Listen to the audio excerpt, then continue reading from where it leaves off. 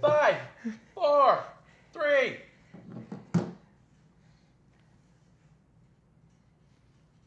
What's up, ladies and gentlemen? Welcome to the Must See. No. Hey guys, sorry we're late. New producer. It's our wild card show. Wild card. Yeah, We're producing. We got a new producer on the show. Well, let's keep that nameless for now. We'll see how that goes. Necessary becomes later. I'm trying to pull up my notes here and get everybody logged in. Are you guys all logged in? Everybody's good? Oh my God, Clump! Sorry, keep the audio on when we watch porno. Well, as everybody starts to clump their way into our podcast, thanks for tuning in. Wrestling on the Rocks. We're back on Wednesdays. We should be able to keep back on that vein, back from StarCast. That was the only reason we really couldn't do it because of the we were supposed to travel do Jake as well. and Jake the Snake, which last minute Clump decided he wanted nothing to do with it, hence the Jake the Snake shirt. And Kevlar decided to wait to buy tickets until like 10 minutes before, and was shocked that he couldn't find the VIP fucking tickets. It was 2 days before. It was not 2 days before. It was the same day of. No, it wasn't. It was the day of. No, it wasn't. I was like, "Are you going today or not?" And you're like, "Well, the tickets are sold out." I can like you more. So I sold stock 2 days prior to that, so I had a shit ton of money, and I still fucking screwed up. So my issue was money, and then I had money. Well, it's not Shane McMahon's issue. No, his issue's helicopters. That's accurate. That's pretty accurate. Crown Vanilla today? Let's see. We're drinking Crown Vanilla. The hard art.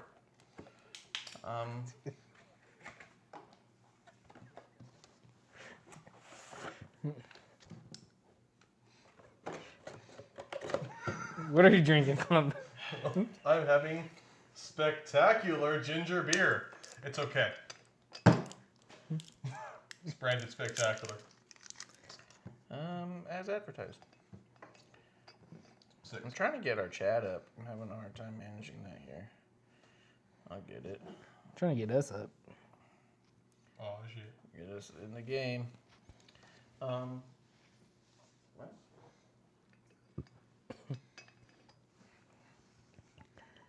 You're asking. I told you, you're the producer. You tell us if we don't look good. Currently we don't look. I know, I'm stuck, frozen. It does look frozen on mine. You look frozen there. Are we frozen on yours, Clump? We're blacked out on Clumps. This is good. This one also looks. There we go. There we go. Yeah, there we go. Yeah. Ugh, this is the worst one for me. It couldn't be fatter. Ugh. I have to keep doing this business. I mean, to be fair, I'm wearing your short shirt and it's skin tight, so just to make you feel better, you get some baggage in that shirt. I need a drink. Okay. That's how I feel every time I get out of the shower. Look, I am. Wrestling on I'm the Rocks. not getting shit from me today. That's not your glass you said you were going to bring. Fuck.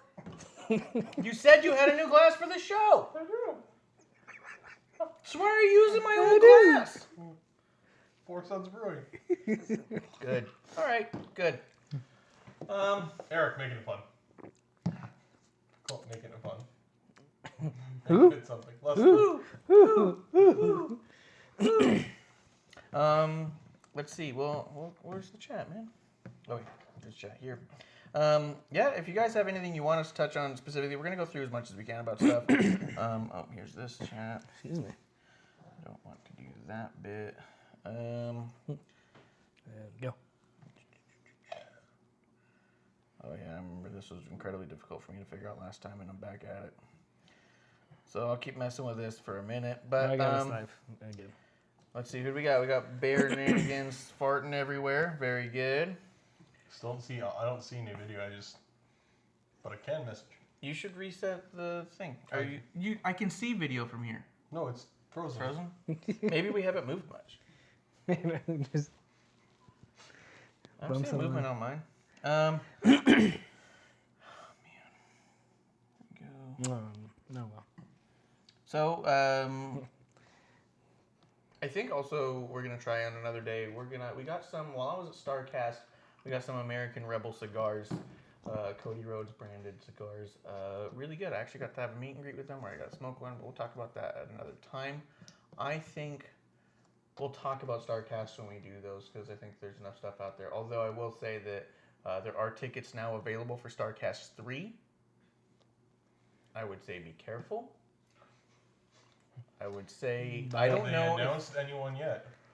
I think it's best if they don't. Now I'll tell you this: if they're doing it at the same exact location they did StarCast 1 for All In, which I don't know, I haven't looked that up.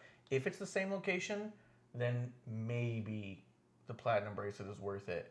If it's a new location that's anywhere near the size of Caesars, I don't know a single person who got Platinum who felt they got their dollar's worth. Matter of fact, I felt like Platinum was not only a waste of money, but because they were having such a hard time selling, that they made a lot of things available for cheaper. And so most people who had Platinum spent significantly more for the same things that everyone else got throughout the whole trip. So they were the ones who were kind of schemed on the most in that respect. I just don't know. Now, let's see. Meanwhile, I went to Phoenix Comic-Con and it was fantastic. I had a great time. You did? Yeah, it's fantastic. Really cool. Oh, did you get to meet, what was his name, Elijah Wood? No, I wanted to so badly because he's incredibly tiny. I did physically block Jeff Goldblum. I like my celebrities based on size. I'm not surprised that Jeff Goldblum found himself in a position where he had to defend himself against you. Well, he was he walked by and kind of like playfully smiled. It was very his PA was a dick. His PA. So I was. His dad? Is this like a Miz thing? No. His personal assistant. Whoever the fuck worked for Pa, is that what you were going for? his pa. Yeah. Much younger than him.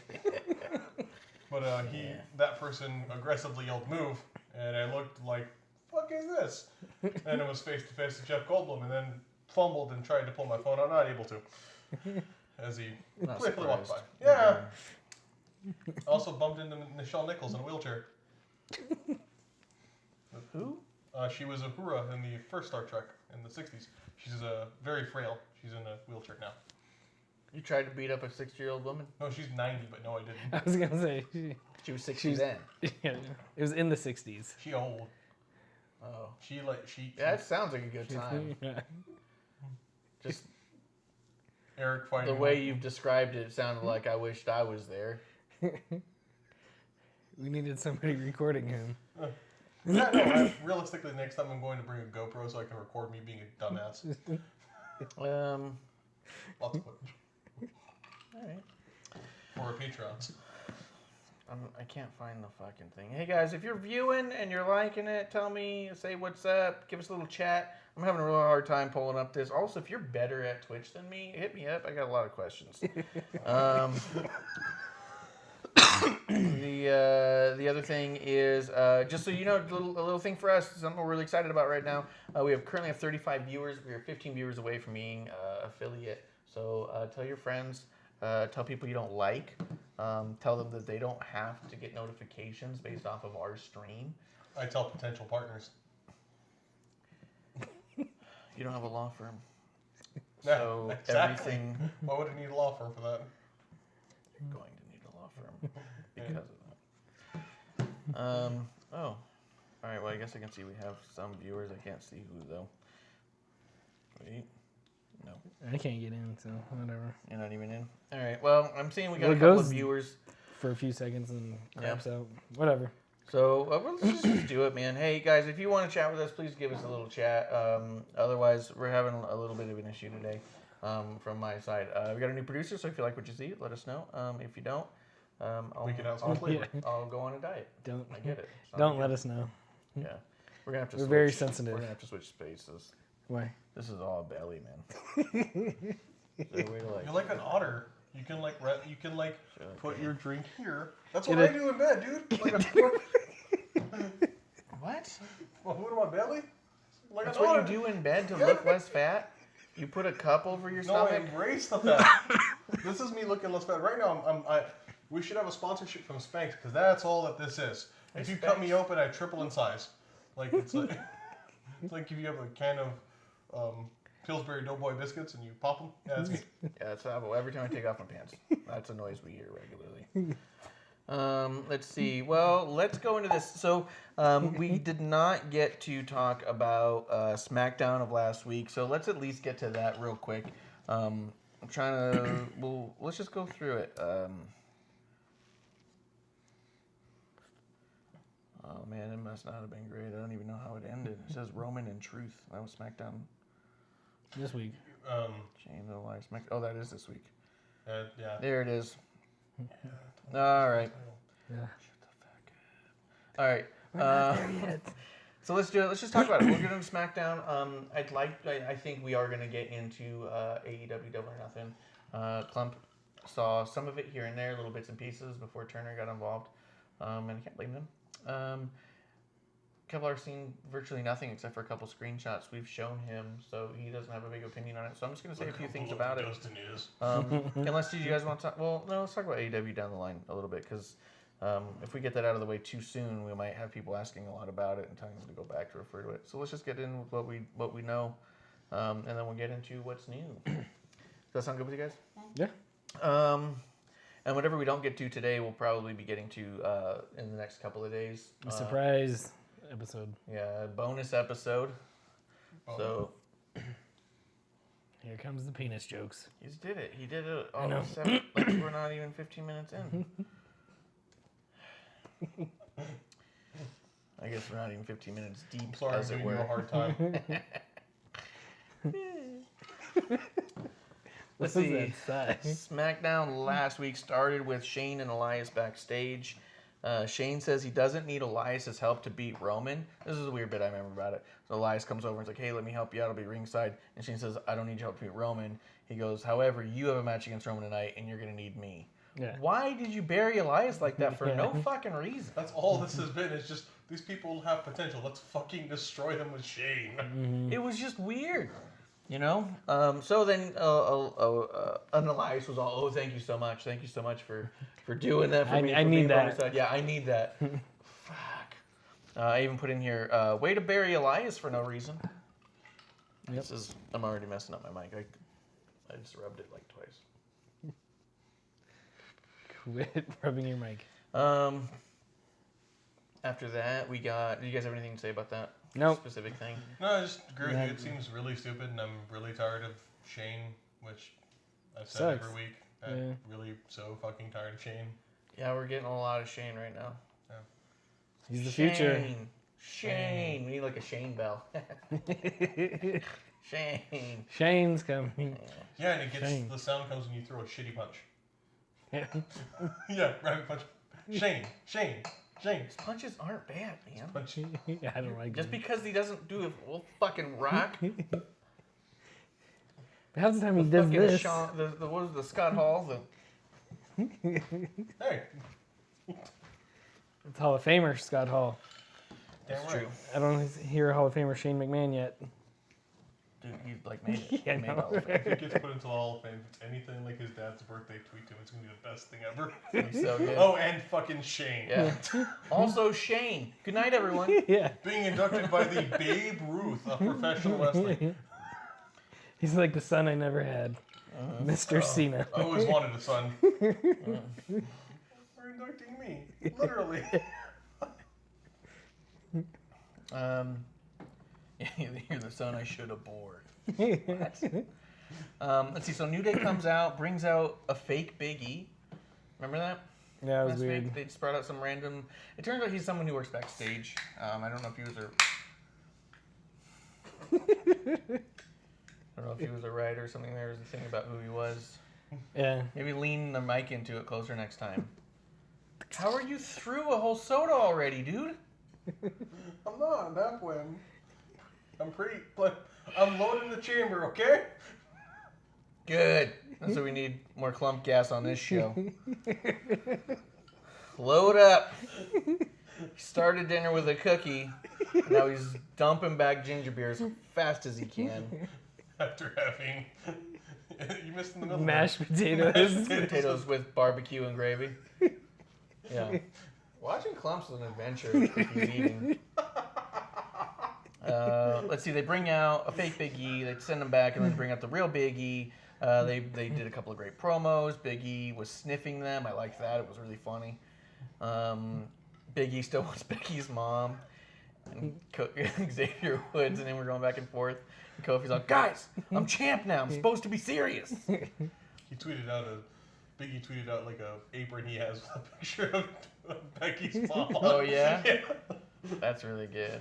I really like that bit because people have been saying that about Kofi online and stuff. Is how you're supposed to take those champions seriously with the pancakes and stuff. And a few people who have podcasts have been shitting on him for that stuff too. Like he's got to dump this gimmick. He can't be he can't be funny and a champion. And I disagree. I disagree as well.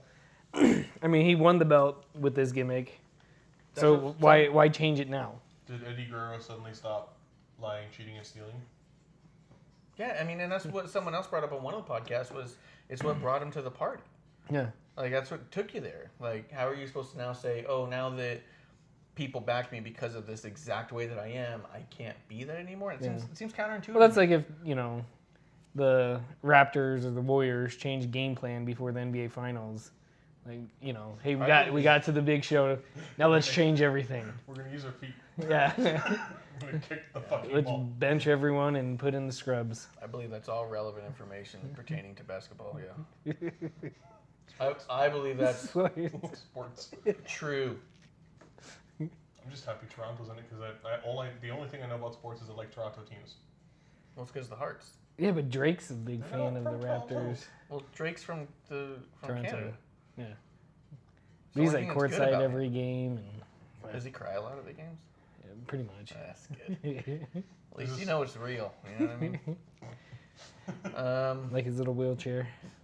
But I do think that Kofi has actually really done a great job of balancing the humor and the seriousness. Yeah. He's been doing a lot of that, like, let's get this, let's do this, and a lot of this, like, hey, I don't need you guys right now, coming out dancing and then getting real serious after the fact. And he's been maintaining that in a way that Rhonda had a hard time doing. Remember, she'd come out super smiley and happy and then come in and get real serious, and it came off really weird. Kofi's got it happening naturally. Like, it looks really good. It's like, okay, I'm here now, and now I'm ready to fight you. Like, I've got to give it up to these people because I love these people, but now that I'm in the ring with you, you're all I'm focused on. And he's got that turned on. It's hard to do, but he's doing it. Yeah. I think what it showed me how annoying that occurs with Seth Rollins, because Seth Rollins is... It's like they've cranked up the I'm a valiant hero more and more, and now he just comes off like some, like, frankly whiny. Yeah. Like, oh, okay. Like when he walked out of the ring, or like when he just acts weird. Just, That's my other whiskey. Oh, okay. That's good. In Russia, they serve beer in schools because they don't consider it alcoholic. All right, guys, back to wrestling in a thermos. Yeah. Do you know what you're saying? Oh, you're talking about Seth being a bit Do you whiny? know what you're saying? Yeah, because I have a feeling that you don't. I'm glad you're tracking me. No, but I feel like Seth has become. He's just trying to be more, or he's supposed to be more and more of this like perfect, like I'm a super serious face. He's supposed to be the poster child right now, and it's shit. Yeah, I don't like it either. It's not coming off well. It's really Yeah. not. I don't agree. I don't like it. I don't like the way he's coming off at all. Comes off pissy. Mm-hmm. Like he comes off like a shitty manager. Yeah. Like, oh, great, agree. they're here. It's not gonna be a fun day. Yeah. I agree. We're gonna have to stalk. Let's see. After that, Kevin Owens and Sammy come out. They all cut incredible promos. I liked it. I think it was Sammy saying to Kofi that him and his hips swiveling. That line made me laugh. He calls the crowd trash people, and then keeps talking, and it made me laugh. All nonchalant. Because he was saying something along the lines on it. It was a week ago, so I'm having a hard time remembering. But he said something like, "You come out here with your hips swiveling for these trash people," but he kept talking. Mm-hmm. Just moved on, and it was so great because so many times they'd be like, "Cause this town sucks," Yeah. and to get their boos, he just put it in there like, yeah, no, these trash people are what you're doing this for, and like he kept going. So He didn't good. need the cheap boo, and he was getting the boo anyway, and he just kept talking because it didn't matter. Yeah. But I thought that was absolutely great. Is that the Sammy promo with the 2 mics? Yeah. Yeah. 'Cause So KO KO comes was- out and then just hands his mic back over to Sammy, and Sammy does it with 2 mics. And then they tried to turn off one mic, and then he would move the mic, and it would turn out. They turned off the other one, so he'd be talking until he turned that one on, and then he would go back to 2 mics. And I was having a good time watching him fuck with the back. But apart from that, let's see. After that, they announced Bayley and Becky versus Charlotte and Lacey, which I was super excited to see, even as a graphic, to see both of those women with their titles together, teaming. Really cool. After that, we had R-Truth and Carmella discuss the 24/7 belt. So that was a nice spot. They had a good time talking about it. I think it led into a lot of people thinking Carmella was going to turn on Truth and I take thought the that title. for a second. Definitely thought that most of the night. And then at this point, I feel like we're establishing pretty well that she's helping him protect it. Doesn't mean she can't turn on him down the line, but right now I like what they're doing with them together as a spot. I think smart money or a smart idea would be that. I don't know if they will, because in that promo, Mick Foley said it was for any man. In the promo, he said it was for any superstar on any show. Okay. And women are superstars now. You sexist pig. Yeah, as you corrected me, I thought, fuck, I messed up, and Yep. yeah, I'm gonna You get fucking it. did it. And sure did. You sure have did. a mustache. What? I've always had a mustache. You have only a mustache. What? I respect you less. I don't. No one knows what you're talking about, Clump. Do you have bangs down to me? Right? Yeah, I've always had bangs. That's where hair grows is the front. You have no hair. I do, just not on my head. Ugh. God, him and his crotch mullet. Jesus, Dash, keep it to yourself. Hey. Carpet still matches directs with the walls are hairy, so what I mean is everything else. If your head didn't look like a ball bag, it wouldn't be as bad as it is when you say that stuff, dude. It's peachy right now. Ugh. It's a peachy testicle. Let's see. Ali versus Andrade came on after that. I remember it being a great match. That's pretty much all I wrote. Great match. Andrade came off really mean, focusing on Ali's back, which he was playing it up from the Money in the Bank match. So I really like the aggression that showed from Andrade's side. Nice. And then Ali gets the win with the roll up, which was still a good way to get the underdog the win. And Andrade came out looking really strong. Yeah, I think no we did good complaints with it. there. After that, we. I was gonna say, I think they've done, not like the upper card has been pretty crap, other like in a lot of areas, but they've done good in the mid card lately, making people look fairly strong. Like how the Revival pulled that win out a few weeks ago with a roll up after a really great match where nobody. Yeah. Yeah, it could have gone south. It could have been a squash match, or it could have been a weak match. You know what I've been liking more and more about some of these roll-ups in the middle of, or like, not in the middle, but, the end of the match, of like really strong matches on both contenders, is it's getting to the point where it's like, my moves aren't cutting it. My moves aren't doing it. I have to find a moment where you're not ready. You know what I mean? Like, it's just, to me, comes off kind of like smart. Catch him off guard Yeah. and... It's like smart wrestling and not just like moves. Well, it makes sense because we've made it so that no move has that much power anymore. It's true. They've really undermined a lot of the moves. I mean, think of Sweet Chin Music. That was like... That was it. That was it, man. That kicked your fucking head off. And when Sean won his... which title was it? The world title from Davey Boy? Or no, the IC title from Davey Boy? They didn't even use it.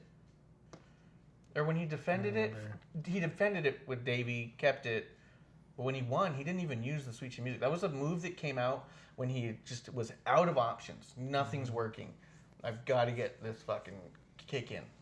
Now it's just like, not only is it a spot, it's just a million spots in a match now. Now they just have matches of that move.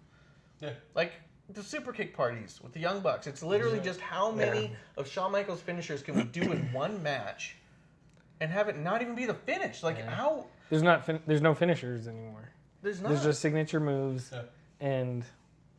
Like That's if somebody's gonna kick out of a finisher, that it should be for a reason, and that doesn't mean they do it every time. It should be like a moment of incredible willpower. It doesn't.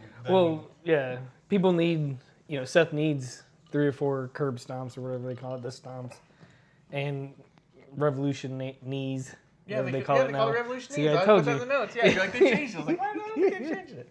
I will give a quick shout out real quick before that to Stackhouse. He said it's his goal to get crotch mullet into a promo this weekend. Dude, you can use it, dude. I've been using it for years. It works every time. Short on top, long on the bottom. What? No, Stackhouse is our dude, man. No, I got Yeah. short on top. With that, we're still looking for our Size Matter shirts. Let us know when you make them, man. Yeah. No one wants a Size Matter shirt more than Clump, I think. I'm gonna need a 3X because this 2X is tight. I'll tell you this much. He probably makes them in a large size. Thank you, Stackhouse. Stackhouse has my back. Cheers to Stackhouse. Cheers to Stackhouse. Cheers to Stackhouse. Thanks for coming back.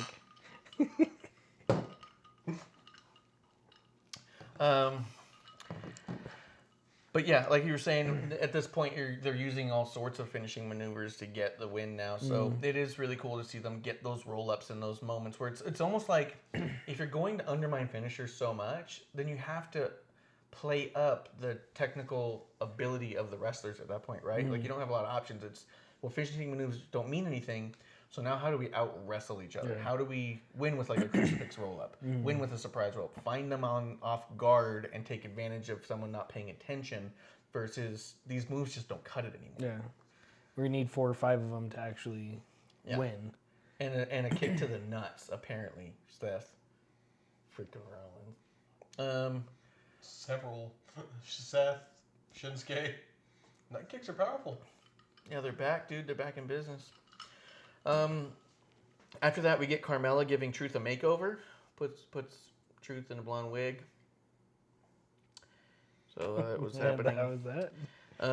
After that, we had Mandy with Sonya versus Carmella with Truth.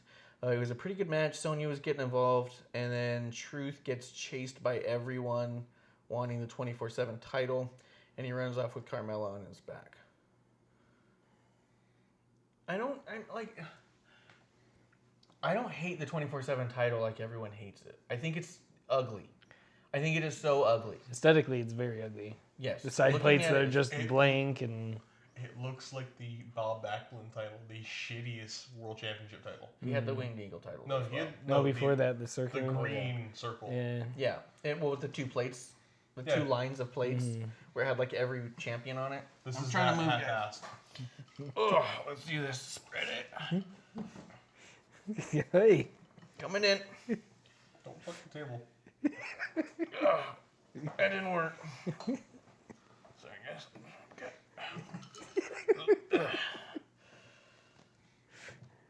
You just don't put this over here. Man, just hold it. Oh, yeah. Do you want to switch, champ? I just put a lot of effort into sitting. I think I have to remain still. He's winded. But anyways, yeah, the 24/7 title. I don't hate it as Kevin, much as a stirring lot of people up. hate it. I do think it's an ugly title, but I do think that it's a fun thing to do, and I think that Truth is making it something, and I think it's cool. I think that's all right, but they also need more than the same 5 people chasing them. Yes. Seems like a Looney Tunes skit where Yes. they're running in and out of the door. Like, where'd he go? You know, Agreed. I forgot the music that they used to use for that. Well, But I'd like to. It doesn't need weapons, but I'd like to see weapons. It just makes That's you think it's hard. The hardcore title doesn't have Yeah. weapons. Damn it. But see, that's why I think if they would have just gone with Extreme Rules, they could have done that. Called it the Yeah. Extreme Rules belt, you know. It wouldn't have worked. I don't think it would have worked in today's era. I think that with them not wanting blood much, like they seem to be okay when it happens, and they seem to really kind of draw, like they really walk that line a little bit. And then realistically, if you look at stuff in Japan or in AEW, they're willing to make stuff look hardcore. So if you had a hardcore title on WWE and they use a kendo stick and nobody bleeds, and then you flip over to something like Cody Dustin, you're like, well, what? How is that hardcore? Like, I don't think it would work. Yeah. Fair. But as what it is, as a comedy belt and something fun to do, I do want to see more people involved with it because I think it could be something. But I will say the thing that's concerning me a little bit is Carmella's putting on these great matches now every week, and they're being kind of like overshadowed with this comedy bit. Mm-hmm. And so, Well, that's what I think they did this week. exactly, Where it was kind of like, there's a second thought. yeah. And Carmella, I feel like ever since SummerSlam, when she lost the title, has progressively, I mean, even in that match, I thought she was outstanding. She's progressively getting better all the time and really putting in a lot of work. And now the big push she's getting is as the match that's happening while R-Truth is doing stuff. Mm-hmm. It's just a little annoying, I think. Yeah. Even with Mandy and Sonya being involved in those so much, it's like, are you pushing them or are you not? Like, it feels like you are, but then that's kind of the end of it. And it's just, I don't think I understand where they're going with it as far as Sonya, Carmella, and Mandy being involved. After that, we got a Bayley interview. I did like it. She said, "I'm past the hugs," but her entrance still says, "I'm a hugger" on it as it walks out. And I'm like, There was a really cool piece of art I saw at StarCast with these etchings, and my buddies who were there got ones of like Joe and one of Becky, and they both were like, "There's a Bayley one, you gotta check it out." I checked it out and I really liked it. It was so good, except it had this "I'm a hugger" thing on it. And that font I'm not really fond of, and I'm like, like there's so many great moments that she's been a part of that you could put in there as opposed to this "I'm a hugger" thing. Like if it just didn't say "I'm a hugger," I probably would have got it. You know what I mean? Mm-hmm. But I was really excited here for her to say that I'm getting past that. So we're trying to get away from that a little bit. Finishing move still belly to belly, which is a hug. Still cool, but. Yeah, I'm hoping they at least can change that graphic to just not say that.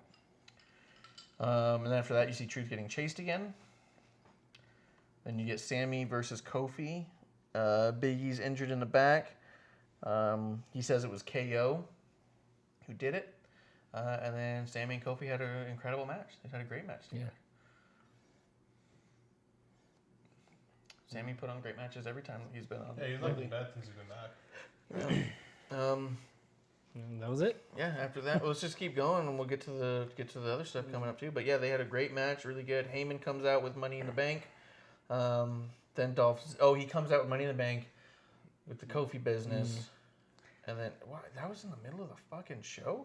Oh yeah, because they kept going back to it, and then it was all like, then Dolph Ziggler comes out of nowhere and attacks Kofi, and then it was just kind of like. And what sucks is when we were doing the Money in the Bank prediction show.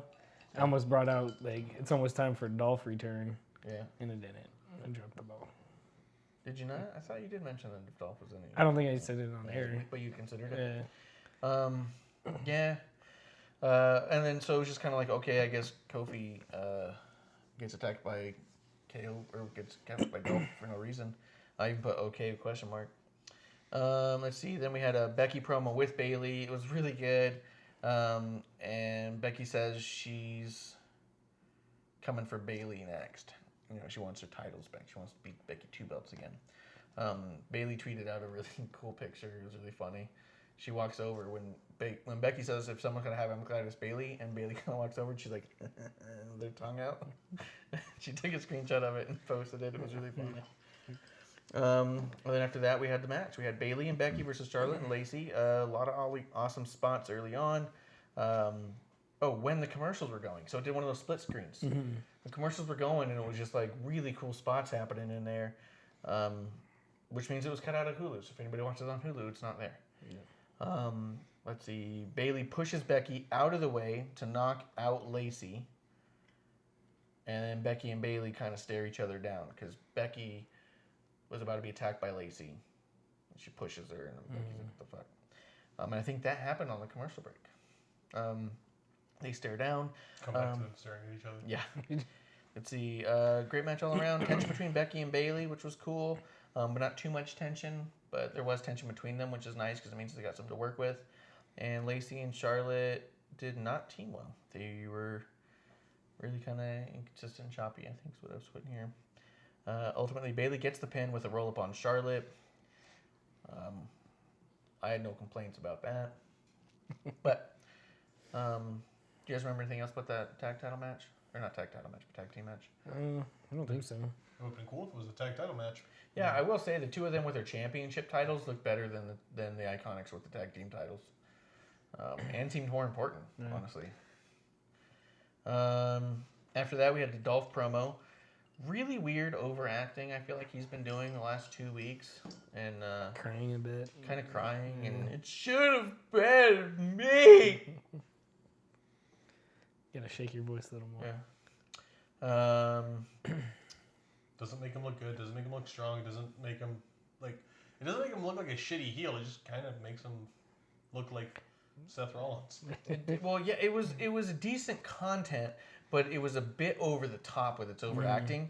I even put in here, and I don't know if anybody knows who this is anymore, but remember John Lovitz on Saturday Night Live, where he played the actor?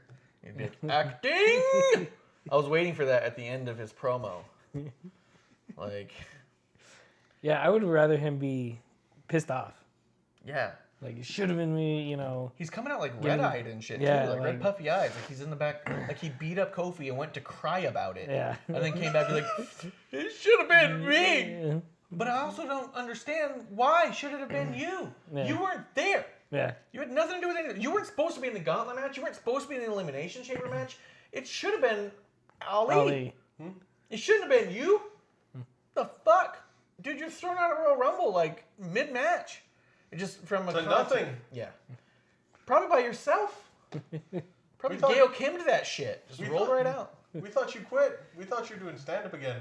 Yeah. But I mean, I will say that the rumor mill going around, the rumor and innuendo, is that because there's really no top-tier opponents for Kofi who are willing to go to Jeddah, they asked Dolph if he'd come in and fill the spot. Yeah, and I can see that. And it does. It felt so weird. And like, you're my opponent in Jeddah. Like, when the fuck did this happen? Yeah. What the fuck? Who's currying favors now? Seems like there's been a lot of that That's recently. why he's crying. Yeah. Curry Oh. to favors. That'll make you cry. Vince made me, but I got the match. Vince made me feel like the Mountie. What do they call those little wrestling buddies? Little Brawling stuff ones? buddies. Midgets.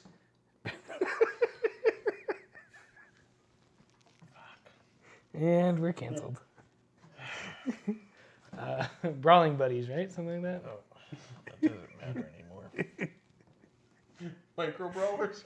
No, just shut your goddamn mouth. Goodbye, folks. It was a good run. Yeah.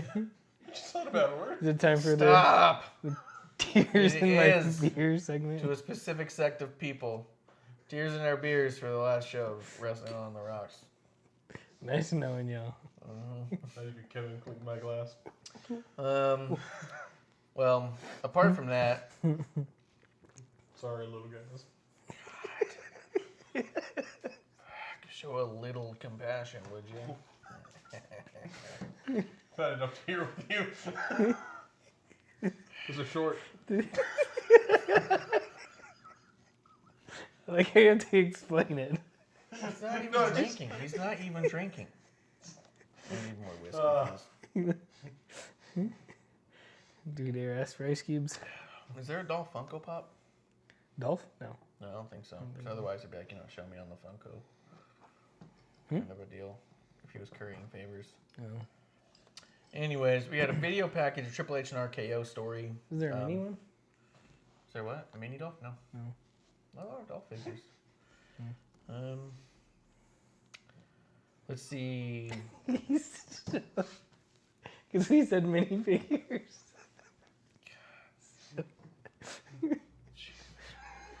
I said mini.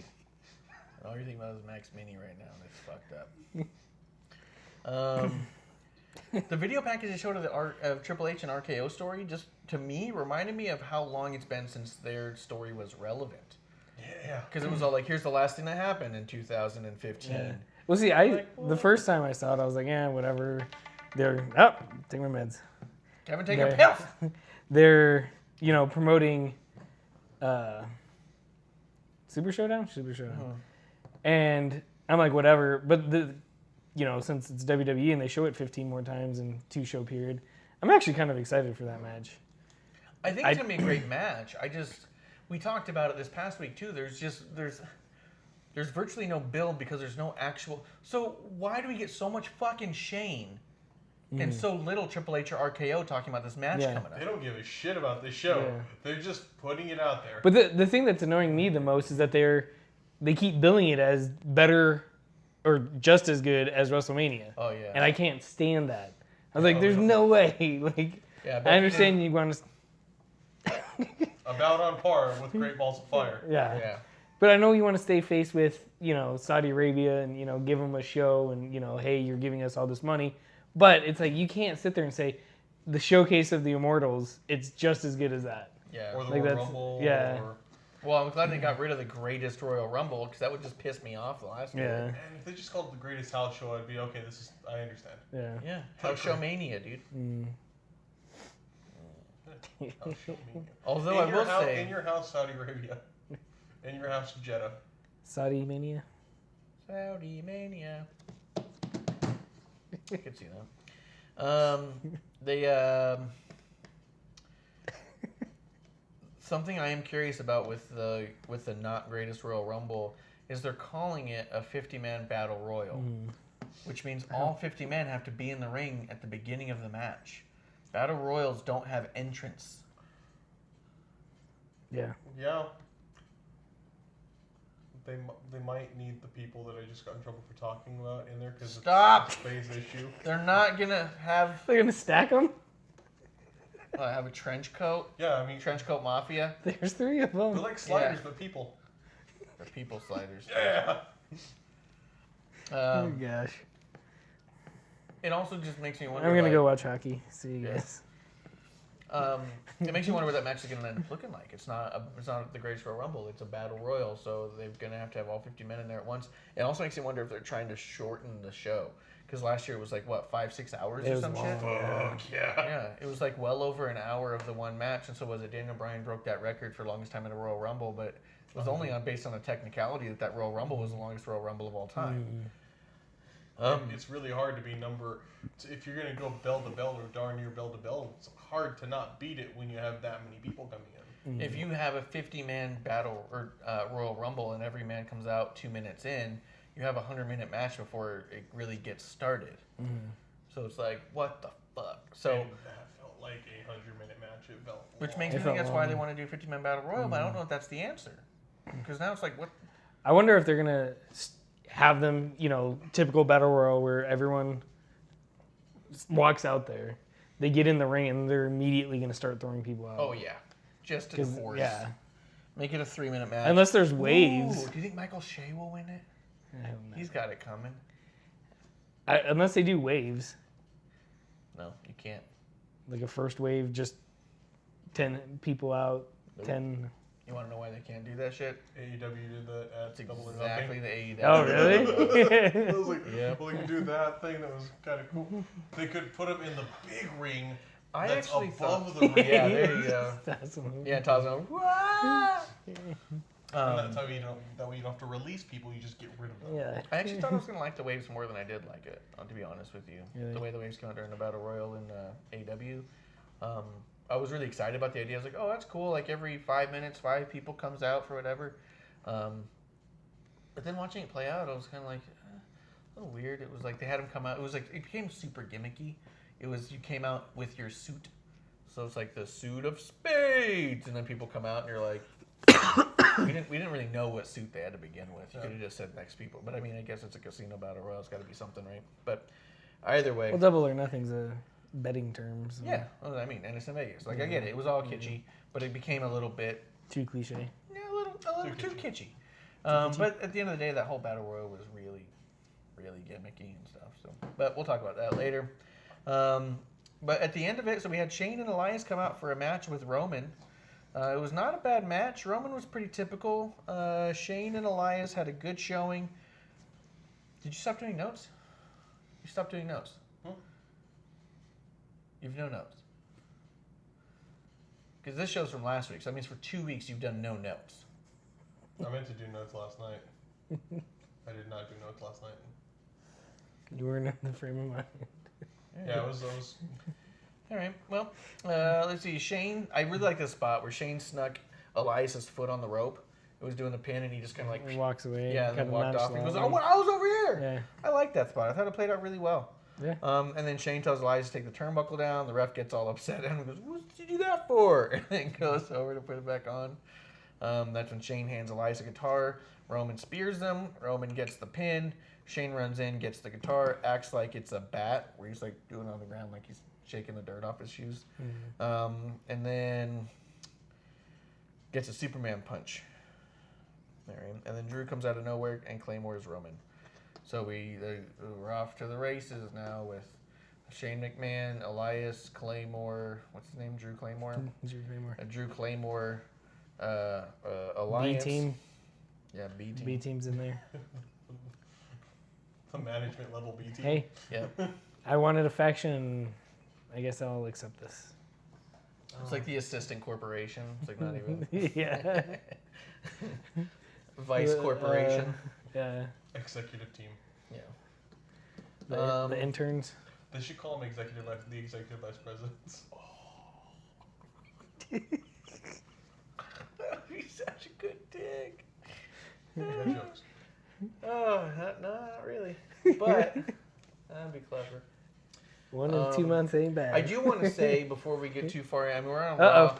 I do want to say that. Why did it sound like that? Sound like a turd dropping in the toilet. Blop. No one else makes it sound that way. He's got longer distance, maybe. I'm just trying. There's a mess. That's all. Did we put paper towels somewhere? No? Alright. Well, it's alright. You have to sit in your Wipe it off filth. on your shirt. Sit in your filth. Hey! Well, I'm definitely not wearing it without washing it. He's been in it. Tell you that much. There's no way Clump hands me a shirt and I think this is good for another run.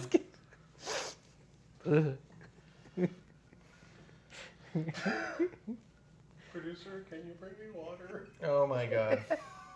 You're cut off.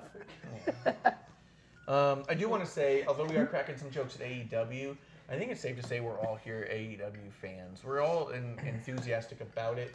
We are all excited about it. I'm disappointed I missed it, I'm truthfully. Yeah.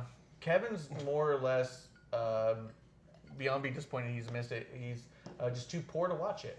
So, as we get So hit going, that follow button. yeah, so please hit that follow button. If we can get $50 a month coming in, we can get AEW coverage from all three. That's really our goal. If we can make enough money here to afford AEW. But I got to see it at StarCast at the viewing party. Clump seen little bits. Kevlar's missed all of it. So we're still trying to find A platform we're that's... trying to figure out the right platform for us to Yeah. invest in. Because my understanding is also that if you purchase Double or Nothing on Bleacher Report, that it's only available for like a week and then it goes away. And so for $50, I don't want a time limit. So Yeah. we're just trying to figure it all out. But ultimately, I do want to say that we are going to be cracking jokes at AEW. We do crack a lot of jokes at WWE. I don't want people to think that we're trying to shit on AEW because we're not. Very exciting times. Great time to be a wrestling fan, and that's what we are, is wrestling fans. I feel like this is the later part of our conversation over the weekend. Yeah, no, at the end of the day, we are just a bunch of people who love wrestling, even when we don't love what we're watching. I don't know, I was questioning This my week love was rough. this week. This Raw was a tough one. Fuck, I got a lot of notes on this Raw. A lot of paragraphs here. But if you guys are ready, let's go ahead and hit Raw. Hopefully we can get through enough of this to where maybe we can talk a little bit about AEW tonight. I'd like to do that. But so this week, Memorial Day vignette opened up the Raw show. Best part of the goddamn show. Dude, that If I say no, then I'm an asshole. That's so shitty, dude. I didn't say midgets. That's true. You can hate the troops. It's okay. Be yourself. No, none of no midgets You is a hate it. troop.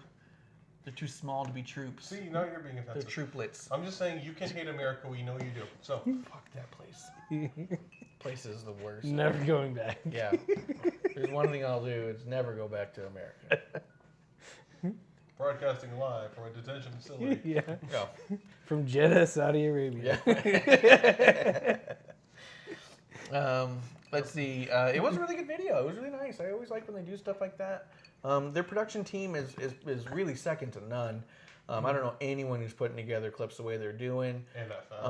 And that fast. Yeah. I would say even with how great the Dustin Rhodes promo was, production value-wise, I would also say that that's not also their standard at this point. A lot of the ones I've seen are not as good as that one. And WWE's team is just so solid with these types of videos. Like, it's not solid. The only thing I didn't like about it was The soldiers? I can get that. no. I like the soldier. I was about to say a different thing, but Was no the tombstones that they were showing. yeah. They would blur out the names on it. Well, And I don't know if it's I don't know the logistics of it or WWE doesn't own their name.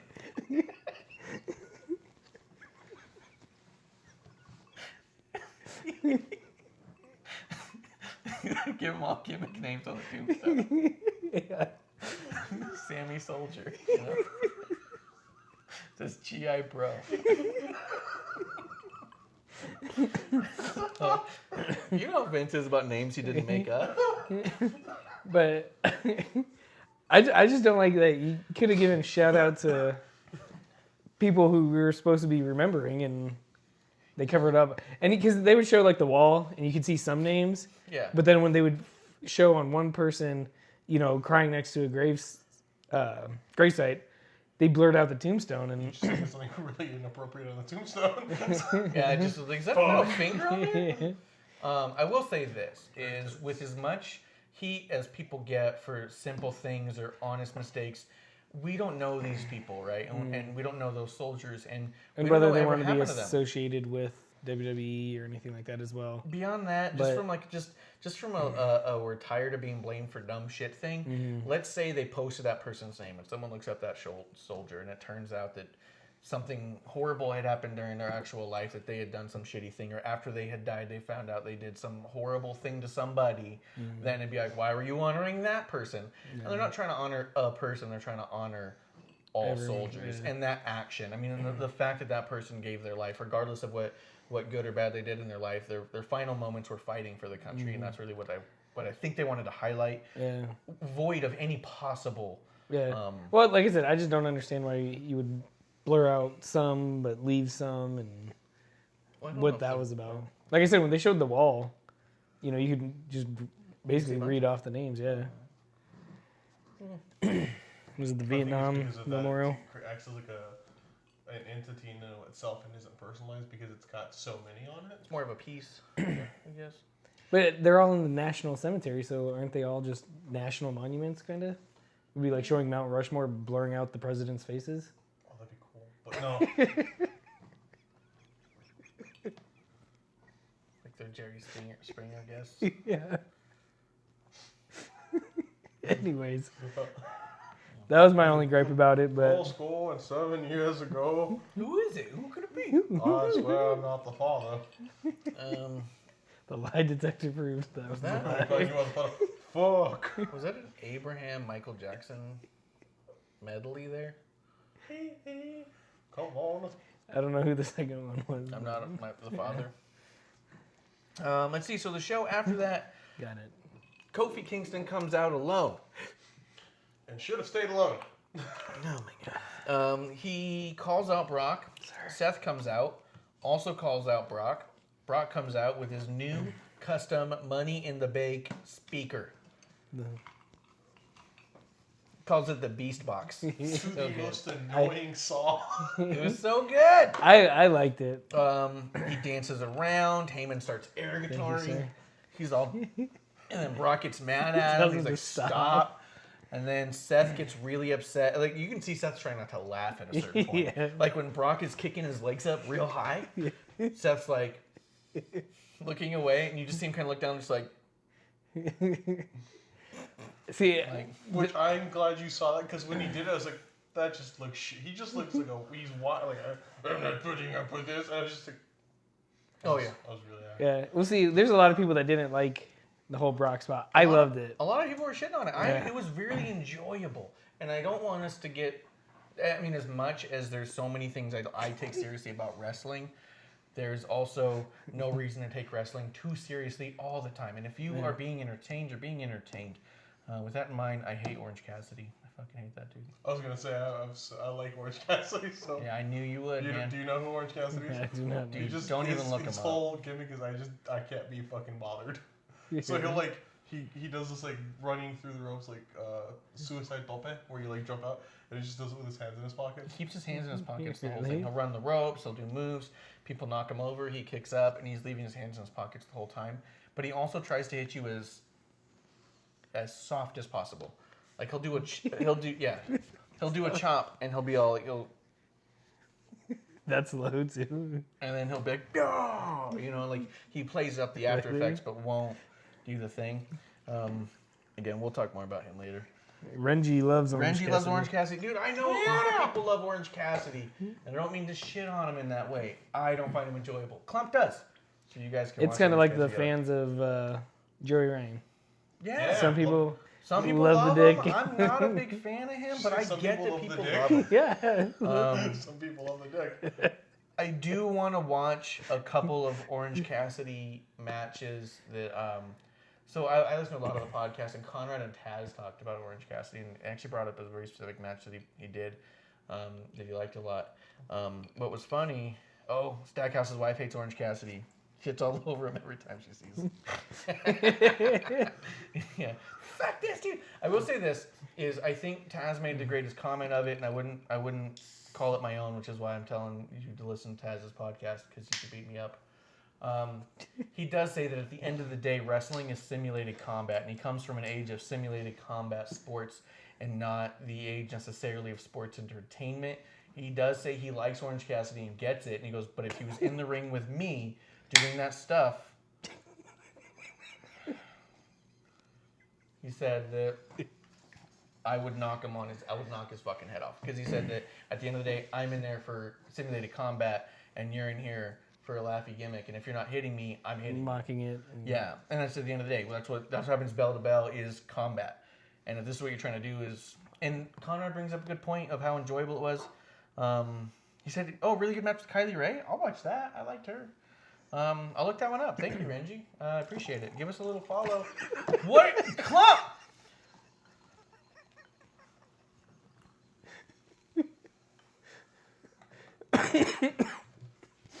If you even give me a heads up, I can mute you, dude.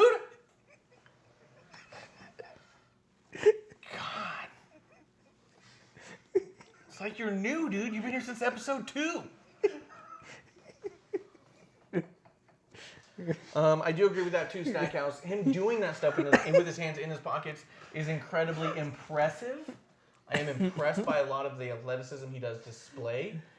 At the end of the day, I'm watching a wrestling match, and I don't want to see a dude just being impressed. Like, I love Cirque du Soleil.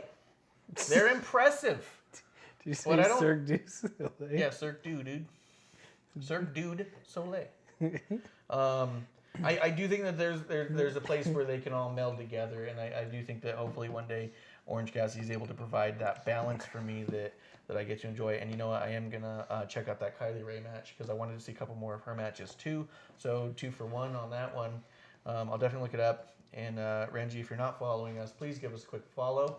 You can turn off notifications. You don't really have to watch it, but it does help us if you follow. And cheers for chiming in. Cheers for chiming in, dude. We love our comments. You hit me with the plastic. And you're using a water cup, dude. Oh my god. But enough about Orange Cassidy. I agree with everything people are saying in there. Yeah, he is impressive. He is funny, and that can be enjoyable match to match. I think I like my comedy skits different than the comedy matches. Maybe that's where I find myself as a fan. Comedy matches not as much as because I hated the New Day. Remember they had that food fight match? Yeah. At the table. I hated that. Well, that's like a yearly thing now. Yeah, and I I'm never saying, liked yeah. it. But I love New Day, and I love their matches. But see, at that the same match time, I like the present match or whatever they call it on Christmas. Oh yeah, where John Cena like opens a package and gets a chair. Yeah. Well, they did Those it were with funny. who was it this past year? Bobby Lashley, whoever dumped out the Legos and Oh, the Lego match? fuck, yeah, whoever anyone that's ever stepped on a Lego that has kids, Yeah. that shit's brutal. What'd you think of the dog shit match? I will say this. Oh, with British Bulldog? Oh, it's a good match. Dude, Poo Poo is good. I will say that talking to wrestlers who have done Lego matches, they say it's as horrible as it sounds. It's one of the reasons why it's not a gimmick people use often is because it does suck so fucking bad. And Renji said that he used to hate comedy wrestling up until he saw Yano. I'm not familiar with Yano. Toru Yano? Doesn't ring a bell. He's in New Japan. He does really good comedy matches because they're good matches. Because I think part of it is you want a comedy match to be a good match still. Yeah. And sometimes it's just so stuck on the gimmick. Toru Yano's really a comedy guy, but his matches are good, and it is so much like it's almost like an Eddie Guerrero thing. He cheats, so Yeah. it's the one I showed you where he came out and he gave a Kenny Omega DVD. Yes. That's Toru Yano. That's him? Yes. That was a funny thing. Where he then like ripped all the ring post covers off, and and then it turned into taping each other up and fighting, and yeah. But Kenny, as much as I love Kenny and think he's an amazing talent, maybe the best in the world, definitely an argument to be made there. I don't always like everything he makes in those realms either. His match with the 9-year-old girl was really interesting, but also kind of watching it like that face, like, what the fuck am I watching? You know what I mean? Yeah. And that Stackhouse says Legos are worse than tax, and Yeah. he probably has been in What about light both tubes? those matches. No, I don't want light tubes. Dude, Dude. So our dude, Iron Manzi, who's a follower of the show, hopefully he's watching. If you are Iron Manzi, you're my dude. He fucking got a bunch of light tubes, and I was like, hey, if anybody needs these for a match, and I was like, dude, stop, put that away. I don't want to see that. Stop. Not to my friends, man. I like you guys. I don't want to see Iron Manzi with a light tube. What if he hits me? Yeah, Joe, bring him to the show. Dude. Bring him on in. We got stuff. Yeah. Dude, I'm bald. See, Renji, he says that in your opinion, he's not the best in the world, Kenny Omega. And like I said, I think there's an argument to be made there. I don't know if I feel he's the best in the world either. But It's I do Shane. think Shane McMahon is the best in the world.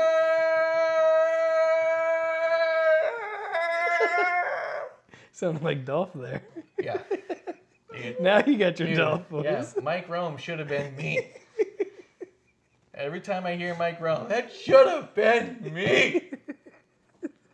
But I think I'm just saying that the argument that he's the best in the world is out there, and it's a hard argument to fight against, just because he does put on such quality work. Not to say that everyone has to agree he's number one, just that opinion's out there, and it's an understandable opinion. That's all. But Back to Raw. back to Raw. Enough about Kenny and Orange Cassidy. Well, for now. We'll talk this about was I more thought we were talking entertaining than the about AEW for entire. like 10 minutes. Yeah, this has been better than a lot of Raw. Yeah. So, So we're done with Raw. yeah. We're Let's see. still like the opening segment too. Shit. Yeah. So we should. I mean, we might end up not talking a lot about some of this. So let's see. But ultimately, I did like the stuff with Brock Lesnar. I thought it was really funny. It didn't make him less tough. I don't feel like it made him look like a wimp. Yeah. If anything, it makes him to me a little bit more intimidating because it's like I don't give a shit, which I like that version of Brock. I don't Yeah. care. Yeah. Oh, You yeah. know, I'm I gonna- speak for myself. Yeah, I'll go in there and win. Whoever I cash in, I know I'm gonna win. And I think it adds a dimension to his character that's never been there before. It does add a huge dimension of mockery. Like, dude, what are you gonna do to me? Yeah. Like, what is either of you gonna do to me? I Yeah. can dance all night. I'm man. gonna make fun of you guys and then kick your ass.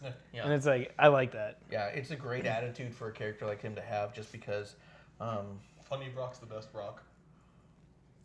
Said honestly, after the best of the Super Juniors, Ospreay should be in that conversation. I believe he is. I think Ospreay is in the conversation of best in the world. Like I wouldn't argue someone if you put up a top 10 and Kenny and Ospreay were fighting for number one. I don't think that I would be like one of you guys has got your head up your ass. Is it the Late Show? You need a top 10. Yeah. Remember when SmackDown tried that shit for Oh, 2 Oh, weeks? yeah. Yeah, so That was terrible. good, and that's how we got Randy Orton versus Triple H at Saudi Arabia. Yeah, Top 10. it's in the cards. I did like the back and forth between Brock and Heyman. I thought that was really good. I thought they were really funny. Seth ends up leaving. I like how Heyman's like, "Oh, Seth ruined it." Yeah, that was really funny. And then they leave. Yeah, the other bit I'm going to throw out there real quick is I don't understand why the champions are calling Brock out. I don't like that one bit. We did mention that last week as well. But yeah, there's definitely a point where they're making it look like the act of beating Brock Lesnar is bigger than the act of winning a title. And that's a weird spot to be in. Because it's also, again, I feel like a little bit hard to argue. Yeah. So few people have beat Brock, but so many people have held the title. Well, see, and like, I think that they are. Need an ice cube. Good fucking luck. Pray for us. The Blues just won. The Blues one? Yeah. Blue Jays? No, Blues. St. Louis Blues. Stanley From Cup Canada? Finals. No. Is that a hockey team? Yes. They're from Canada, right? No. St. Louis The Blue Blues. Jays. No. Anyways, the Sure it's not the Blue Jazz? I'm having a hard time with this. yeah. Wasn't done yet. I'm You're surrounded surrounded by some sports nuts. But the hell? Oh. Sports nuts. But they're not playing up the paranoia. Like they've kind of mentioned it and stuff like that, and I can see where if they would go there with it. I think that's where they're going, and that's Yeah. what makes me excited. Is it started with, I like Kofi's stance of Wrestling was so bad this week. yeah Killed half of it. yeah already. This is how good it was. We open the box tonight. Again, Crown Royal. We are looking for a sponsorship or a cease and desist. If any of you guys know anybody who can make either of these things happen, we're in. We're on board. Or any, we could, I mean, honestly, they do good with any shit whiskey with vanilla in it. What? What is it? Any whiskey. Crown Royal's not shit whiskey, dude. No, it's not. No, it's Crown not. Royal's Anything that's good enough on the rocks. If it's good on the rocks, it's good on us. Sounds sticky. I'm so sick of you, Club. Renji says that the reason Seth and Kofi are challenging Brock is because they'd like to lose those titles. I do like the idea of that as like a mentality. If someone were like, hey, the stress of being a champion is too high.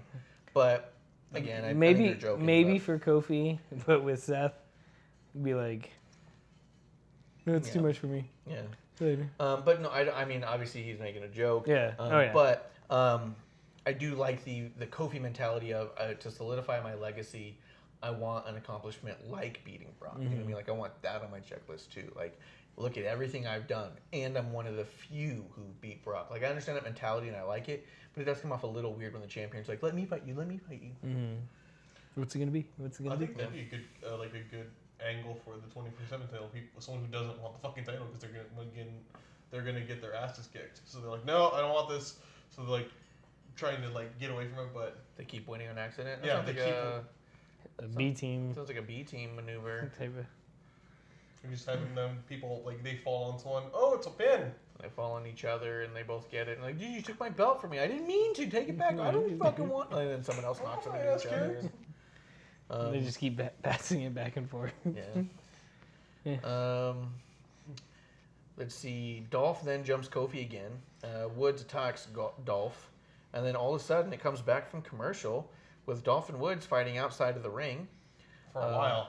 Then one ref comes out to follow them around Yeah. They fight for a while. and do nothing. The ref is just out there being like, well, you're not officiating. Yeah. You're not encouraging them to stop. There's no You're not trying to get in the middle. security. There's Nothing. One ref the whole goddamn time. And then... Just go out there and look like you're doing your job. Corey, I think, was making an ass of himself on commentary while that. He's like, well, who are you to say that it shouldn't have been Dolph? Like, trying to say that everything Dolph's saying makes sense and stuff. What Dolph's saying is not. And then Corey starts saying he's impressed by Dolph for doing the behind-the-back attacks and stuff. Just really trying to put over Dolph and all of that such. Kofi ends up coming out, and then Dolph runs away. At this point, we're more than a half an hour into the show. And we've now had a match happen not in the ring, but outside the ring that wasn't a match, and some talking. Then after We that, got dancing. We got dancing. then Dolph comes back out, gives another shaky voiced promo, I said. but it was Yeah. almost the same as before. Yeah. Eyes all pink. Should have been me. What do we do now? Well, that was good last time. Yeah. Go do it again. Run it again. They didn't like it. I'll jump. This time This- more booger. Yeah, you didn't say it on Raw, so Yeah. now say it on Oh, Raw. now you gotta say it on Raw. Last time was on SmackDown. Yeah. Oh, and as we know, people who watch SmackDown do not watch Raw. Yeah, Which is exactly. why when AJ went to Raw, they said, in case you've never Yeah. heard of him, Yeah. former WWE champion. Yeah. God damn it. They actually Ranji thinks that the B Team ID might get the 24/7 title over. Hey, it's like, well, you guys can use it. I don't know. As long as you get us a sponsor.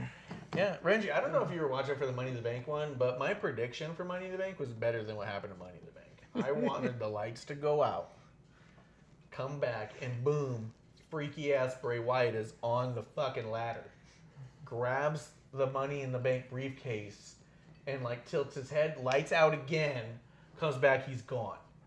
Boom. Terrified WWE Universe forever. Now you have gripe with every single person in that match to say I didn't lose it, and boom, he comes up out of nowhere and be like, well, let's fight about it. But they didn't do that with any of the guys with Brock. We didn't do it with Brock, Yeah. but that could have been a great way to establish Bray. Yeah. No, it could have. But I still think, Finn, hey, you stole this from me. No, again, Yeah. yeah, I can see that. Something. Ollie would just be funny. Yeah. I'm sorry, sir. Yeah. Soon to drop Do you this. want a shot as well? Yeah. Let's see. No, I'm good, thanks. After that, we had a Uso block party segment. Which made no freaking sense. No sense, and it didn't build anything. We'll get to that when we get to the end of the show, but we just talk about it now. The Uso block party didn't have anything happen of consequence. No. Tamina's back, but now she's a face. Revival. We're now cheated- friends with.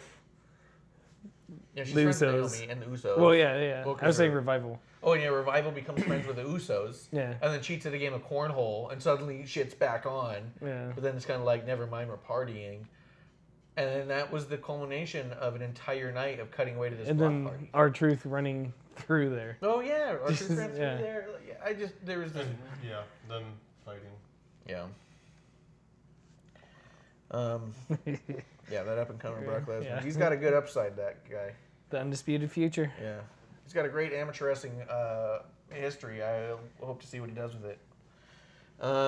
Let's see. After that, we had Shane with Drew McIntyre come out and go right back. They came out, and then they were like, never mind, and went back. Then it cuts back from commercial, and they're in the ring now. Yeah. I don't know what happened there. And then didn't it go to like a segment too? And it was like, Yes. Well, they it's all long. And when Yeah. I was watching it, they went to the ring. Something happened, and then they went back, but then they kept going towards the ring. And then they went to the back, and they both went, and then, because Drew's all like, forget you guys, and they go back. Well, no. It was something to do with in the ring. I forgot. Nothing was happening in the ring, dude. It was just regular entrance. They may have been doing something like backstage style where they're like removing one of the canvases or switching something up. Like, that's possible. Yeah. But no. Nothing on I was. screen. No, there was something. It wasn't like them doing Shane Best in the World. But it was something like that. Like, hey, the music wasn't right, and then, but it was they like played it up. Maybe. But anyways. But then they come back and they're in the ring. He stole a joke from Jericho. Yeah, I know. Let's see. Then they came back and they showed the Triple H and RKO video again. Then Shane cuts a promo about the Samoan Dynasty. so done with you. What's up? It's just adjusting, getting comfortable. You're crushing it under the weight of your arm. There's a lot of weight being held up right now, yeah. Anyways. It's like a modern Am I marvel. contagious? Uh-oh. Could be. I'm screwed. Let's see. He starts cutting a promo on the Samoan Dynasty, and the crowd starts chanting, "This is boring." Then Shane puts up a match against. I just put Jobber Samoan. They called him Lance. I don't know who he is. Lance Anoy. Lance Anoy, right? Yeah. He looks familiar. Like, is he an indie guy? I know he's part of the family, but does he wrestle a little bit? Yeah, he's really young. He's really young. Would imagine so. He had like legit trunks on. And He stuff. has the small Dynasty trucks. Yeah, those are the ones that Rikishi and Tonga, not Tonga, but the other Fatu brother wears. I mean, they're from the same. I think they're from. He's from Pennsylvania. Yeah. Pennsylvania. But he's definitely part of the family. But he came out. Not Omega. No. Umaga. No, dude. Who's the other Fatu on the Indies? I just saw him. He was at this week. I walked by and I was like, Oh, God, like recently, like now. Okay, never mind. Yeah. I mean, not Jimmy J's brother. Yeah. His brother? Their brother? Yeah. Don't know the name. I think it starts with a J too. I think they did that thing. Really? But I mean, they're all tip-top shape, the three of them. I mean, because Rikishi wrestles with the other ones too, and they all wear Samoan Dynasty stuff, and that's the logo they use, all that stuff. They had it all out at the show. I thought you meant like it was like a previous thing. Anyways, go ahead. No, like they're active. So yeah, I saw that too, and I was like, oh shit, that dude's legit. But although his tattoos look like they were drawn on. No, it didn't. Things looked off. Yeah. He didn't look like he had actual tattoos because the way that Samoans do their traditional tattoos is the poke and stick thing, where they just literally with like a piece of like almost burnt bamboo or some crazy shit, They hit the little and they like the little it's really, I mean there's it's stone a and chisel ceremonial type of thing. Yeah. Yeah, it's like a ceremonial thing. It means a lot to If them. they That got it also legit means wise. that their ink is not the same type of ink, so it's not going to come out stark black. It comes out a little bit bluish and greenish, a little bit like we see with the other Samoans we see wrestle with it. I'm agreeing with Renji on this. Shane's one of the reasons why he may quit WWE. Yeah, it's hard to argue that, dude. Shane's getting really tiresome. Even during this match, crowd was reacting with "This is awful." Yeah. This whole episode was just garbage. Yeah, I will say that. So at this point, they're chanting "This is awful," and my girlfriend's asking me. She's like, "Wow, they hate this match." And I was like, "No, they hate this show." Yeah. And she's like, "What do you mean?" I was like, "We're an hour in. At this point, we're an hour in, and we haven't gotten a real match." And they've only seen a hype show or a hype match that's going to be on what, Superstars or whatever, main event. Yeah, they saw the pre-show dark match. Maybe 205. Yeah, or something main event maybe. We've seen all this stuff in an hour, and we get a jobber match. And then after that, we even get Shane ends up winning. He keeps attacking Roman's cousin, and then Roman comes out to help with 2 Superman punches, and then that's that. And then we're back to Brock coming back out again, like this point, Out of nowhere. Like, yeah, he just comes back it made out. I'm no ready sense. to come out again. Yeah. At this point, we're well over an hour into the show, and we haven't really had a match. Now I know. So Jim Ross said in his podcast that as far as the horrible booking, but in JR's podcast, he mentions that according to their numbers and their rating stuff, it didn't really seem to matter if it was a talking segment or a wrestling segment as long as it was compelling. You know, so if Stone Cold's talking, it's getting the same ratings as if The Rock is wrestling. You know what I mean? Or like Brett wrestling, something that people want to see. It didn't matter which one or the other, but I will say an hour and a half in and not a match, not a good look for a wrestling show. Yeah. Well, and I think Ross is right, but things they would break it up more. They didn't go this fucking long without anything, you know? Like, I can't remember an Attitude Era Raw where... What response to AEW are you referring to, Ranger? Well, this is what I was talking about. That this show should have been the best Raw we've seen in a while. Yeah. That AEW just put on their pay-per-view. This is us type of thing. You know, this is what we're coming out with. WWE's response was this turd, and it was god awful. Well, I think what it was is it was highlighted with business as usual. And I think that's what the problem was, because AEW was a group of guys and women who were really putting it all out there. So much so that, like, was it 5 or 6 people were injured on that show? Oh, really? Not good. Okay. Yeah. First off, that's got to be addressed at some point. No one's talking about that. Lucha Brothers are injured, had to cancel the entire show. Kenny's nose is even more broken than it was before the match. Why was he wrestling with a broken nose? I don't know. But not okay to wrestle with a broken nose. Jericho, injured, couldn't show up to the paid event for the podcast, you know, screwing over a ton of fans and turning it into a gimmick. And then, making it seem like it's a work. Yeah. He was telling me about it. Just, I was fucking furious. We'll talk about that another time. Seems like everyone that was at StarCast was furious about that. Oh, people were really upset. But there's you just can't injure everybody on a show just because you're putting it all out there, man. Like, you got to protect these guys. You know what I mean? And I get it. You're putting it all out there. But you got to balance it. It's You gotta double or balance nothing. It's double or nothing. But at the end of the day, They might have nothing. if you put it all out there like that every time and you injure half your fucking people and you want to have a weekly show, like, this might be, hey, we're coming out swinging, but you're gonna have to put your foot on the brakes a little bit because you got to have these guys ready to go. Yeah. They got to be able to perform. You got to make it to round 2. Yeah, and you got to fulfill your dates and your times. The fact that so many people have canceled on stuff since that show due to injuries attained at Double or Nothing is not a good look. You know, so but I mean, Especially since they have the open contracts and exactly.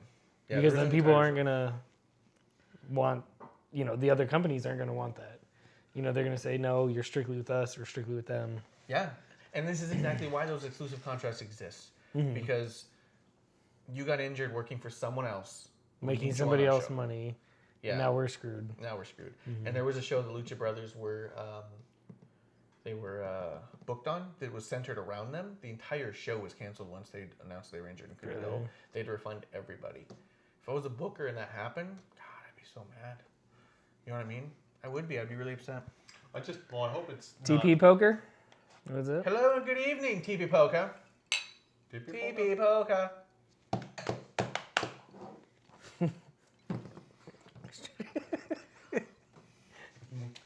That's a good point too. If Jericho's injury has an impact on the Okada match coming up, that it will be upsetting. So that's what I mean. Like, I get it. You got to put it all out there. TP Poker, ask away. Sorry. Go ahead. Oh yeah, ask away, TP. TP. TP. Um, Can I have an ice cube? but if it is going to be an impact on the other match that we all want to really see, then that's going to be a problem. Put it all out there, do what you can. But if that many people come back with injuries, then that's a little alarming. And you don't want, especially if you don't want to have a roster as deep as WWE. WWE has the luxury of having 100 people on roster. Someone gets hurt, I've got someone else to put in there. AEW is staying away from that because they also don't want the problem of having too many people on your roster and then getting those, like you said, bad bookings. They can't book everyone strong. They can't give Zack Ryder TV time all the time because they have a dozen other people they're trying to give TV time. When was the last time you saw? You mean the tag team champions? Yeah. I know they were in a promo. Was it last week or the week before for a few seconds? Yeah. And I mean, and that's what it is. Is AEW is smart in saying we don't want that problem, but they have to be equally smart by not causing a different problem of injuring too many of your guys. Put it all out there. I get it, but try to balance. Producer, that's he my needs 2 mouth cents. mouth. I'm good. Trying to be better, guys. Oh, cool. Poker thinks our stream is elite. He likes the host and the content. 2 parts. Now that Betty White has passed, do you think she will get into the Hall of Fame? Wait, what? Betty White died? Someone Google that. Oh, fuck. God damn it. I was actually thinking that the other day. I actually Googled her in the Golden Girls. Randomly just checked to make sure this Wikipedia. was Betty alive. White. Let's Google this real quick. Well, it was started with Dick Van Dyke, and then it went on, and Betty White popped up, and I was like, oh yeah, she's still alive. Betty White and Dick But Van not Dyke so did much. an accident together. Huh? Did she come out and fight with? Last thing I see is a birthday party show when she was 97, May 3rd. Did she have a thing with? Didn't she come out with Moolah Mae Young once or something? 4 weeks ago. Still alive. Still alive. Looks Don't like scare us, TP. TP Poker. It seems like you got bad news. Well, no, he's got good news. She alive. How's roll? He's good, I hope. I roll. Dude, I just Googled Betty White WWE to see if she was ever on the show. The first thing comes up is WWE makes several major backstage hires 1 month ago. If they're talking about putting Dana White in there, I'm going to be fucking upset, dude. Not the same, man. Google, you suck, man. Google, get it together. They did. She Wasn't Raw. she? Well, yeah. Didn't she do a segment with Mark Yes. Henry and Sexual Chocolate? I thought she Wasn't did. she in with that? I thought she did a thing with Mark Henry. I think that was Mae Young and Fabulous Moolah. Well, no, that's- he did it with them Well, he too. had a But baby hand with Mae Young, but Betty White, I thought, was in bed with TP's him. aunt said that she croaked. I'm not seeing anything about it. If you could reference what you are, but I will say this: when she does go, put her in every Hall of Fame you TP, can. are you the killer? Whoa, hey, whoa! I don't want to know that. TP, don't answer that question. That's incriminating evidence. Yeah, As your law advisor, yeah. Talk to legal counsel.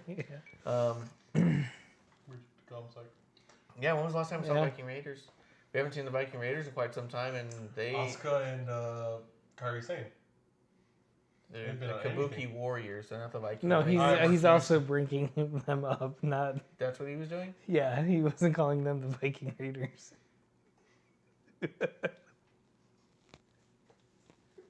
I thought he thought they were Vikings. I thought he was certain that they were Vikings. I don't know what Kevin was saying.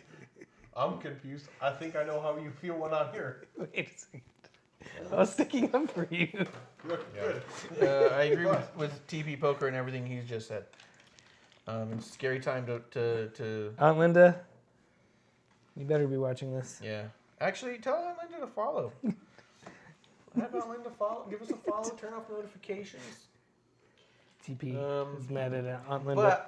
But again, put her in the Hall of Fame. Put her in every Hall of Fame. Well, I think that anything that she's 97, so it's gonna happen. If she goes, eventually she's gonna have to. Put her in the Hall of Fame. Yeah. I don't care. It wouldn't bother me one bit, man. Well, that was one of the things that surprised me at this year's Hall of Fame is there wasn't a celebrity. No celebrities. This was the first time that, because Tyson, Trump, Schwarzenegger, every year Kid Rock, Snoop Dogg, they had a celebrity. Now that you've listed them all out loud, I'm really glad they didn't do that this year. Because I hadn't considered... A real murderer's row of celebrities. Yeah. Like the Hollywood Walk of Fame. The parts where the hobos have shit on it. Yeah. Hey, I like them. Yeah. I'm glad you pointed it out that way by really drawing it out. It made see, it that's look like what- a good decision. That's why I thought they had Michael Shea and Colin Jost go out there this year so they could be in the Hall of Fame next year. Yeah. They ran out of people. They ran out of celebrities. Freddie Prinze Jr. Have they even put in Andy Kaufman posthumously? I don't think they have. I don't think they have. He deserves a go, man. Come on, I think- man. Andy Kaufman, Owen Hart, 2020 Hall of Fame. Yeah, man. Well, the Owen Hart thing one's breaks tough. Breaks Yeah. my fucking heart. Pun? No pun? The Muppets. The Muppets hosted. I'm cool. TV Poker's got one other Tackles question. Muppets. Abdullah's still in the Hall of Fame. That's a good point. Abdullah's. Well, I mean, are they going to remove someone? They've never really removed someone but Hogan, and even that was kind of an iffy removal. I will say for TV Poker's question number 2, easy. I'm going to go for Big Show. For Hall of Fame? No, to suck on his toe. Read the question in the chat, man. It doesn't work for my phone because my phone's all okay. You haven't been... It's not been working, champ. It keeps going out. I've had it open. It's close. You think that's a close call? It is. All right. It depends. Is this like right after match Big Show toe? And is Nia clean beforehand? Before bath? He doesn't specify. I will say that I'm going to say Big Show's toe's probably been in a match. I will say this: a gallon of any liquid is not usually fun to drink. Do you have to chug it or is it You have over time? time? Yeah. Ooh, that's worse though. You do it over time. Are you chasing it each time? Yeah. Yeah. I'll put it in little ice cubes and add to the rocks. Yeah, you just like have the gallon in here and you're just pouring it in, just a splash on top each one and stirring it around. I think for one, Big Show is so fun to be around. I don't mind hanging out with him for 30 Can minutes. I ask questions while I'm sucking on his stuff? Yeah. You can at least write him down. He seems like such a nice guy. He'd probably be really clean because he's aware you're going to be doing this. This is like right after a match? Oh, no. Sorry, I don't have access to any of this I shit. need the paper towel. No. If you utilize the paper towel, it's kind of used. Boiled eggs? Boiled eggs don't taste like anything. I mean, the water of the boiled eggs don't taste like anything. You just boil it in straight water? You don't put anything in water? I imagine it's got to taste more like boiled hot dogs. Like hot dog water? And the chocolate Dude, don't, starfish. man! Limp Bizkit's not in the Hall of Fame! They should be. Moving on, though. Sorry. All good stuff. I mean, this is what I like about the show. I like talking to everybody, man. Yeah. I'm into it. This is why we don't get very far and they last Don't Yeah. talk shit about 3.5 hot dog water. hours. No one talks shit about hot dog water, dude. Everyone loves it. They even said it. The word's out. And the chocolate starfish. Something like that. But let's get back to wrestling content. TP, we're probably not going to be breaking down a who's hot or who's not type question. We're just more into the wrestling content than that. Yeah. Alexa. Don't, dude. It's clearly Mandy. Don't. Just kidding. What's up? None. Oh my god. Let's see.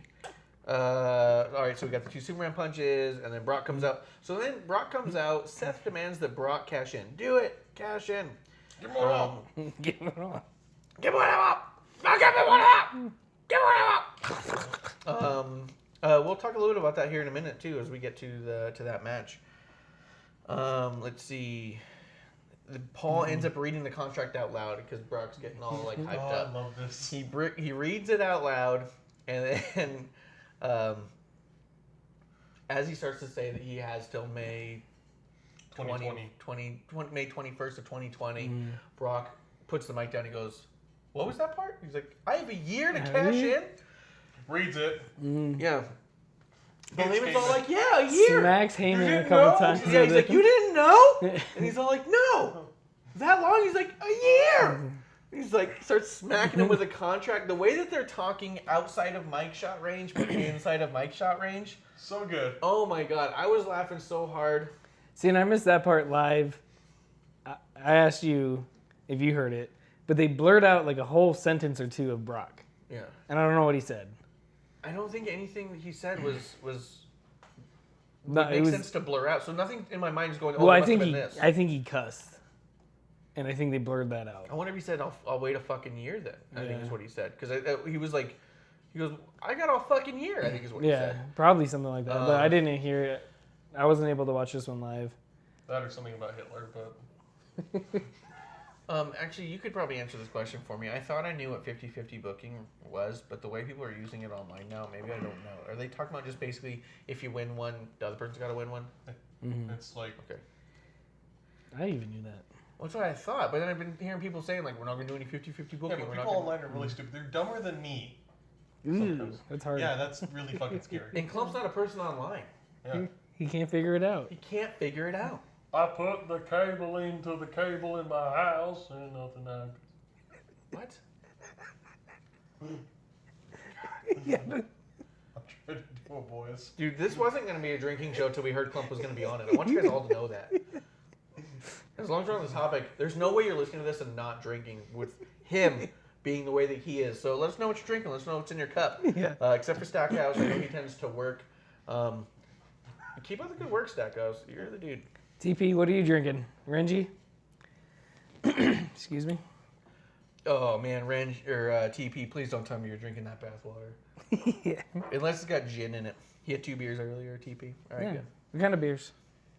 Yeah, if you catch our show coming up later this week where we talk about a little more about StarCast and such, we're going to probably crack out we got some Broken Skull IPAs. We got those in, I went to San Diego about 2 weeks ago. Brought them back, threw them in the fridge. We were just waiting for a good time. We're also going to be having some of the American Rebel cigars and reviewing those a little bit. Those are Cody Rhodes cigars. I will say, spoiler alert, I had one. Pretty good. 2 Peronis. I do like Peroni a lot, man. Nice. But I will say that, so Brock becomes like suddenly shocked he has this year. He hits Heyman with the contract, like, why didn't you tell me this shit? Dude, the whole spot where he's reading out of the contract, the aforementioned champion formally agrees, like the whole thing. Section 3.A. Paragraph 27. Yeah, like, it was so good. I mean, even a couple of people, the producer for Billions tweeted out that night, is there anybody in the history of wrestling that's been better than Paul Heyman on those stick? And X-Pac was like, no. Like, he's the best. Like, and you watch that kind of promo and you're like, yeah, no one's better than him. Yeah. Like, it's absolutely incredible. And it was just so funny. Don't.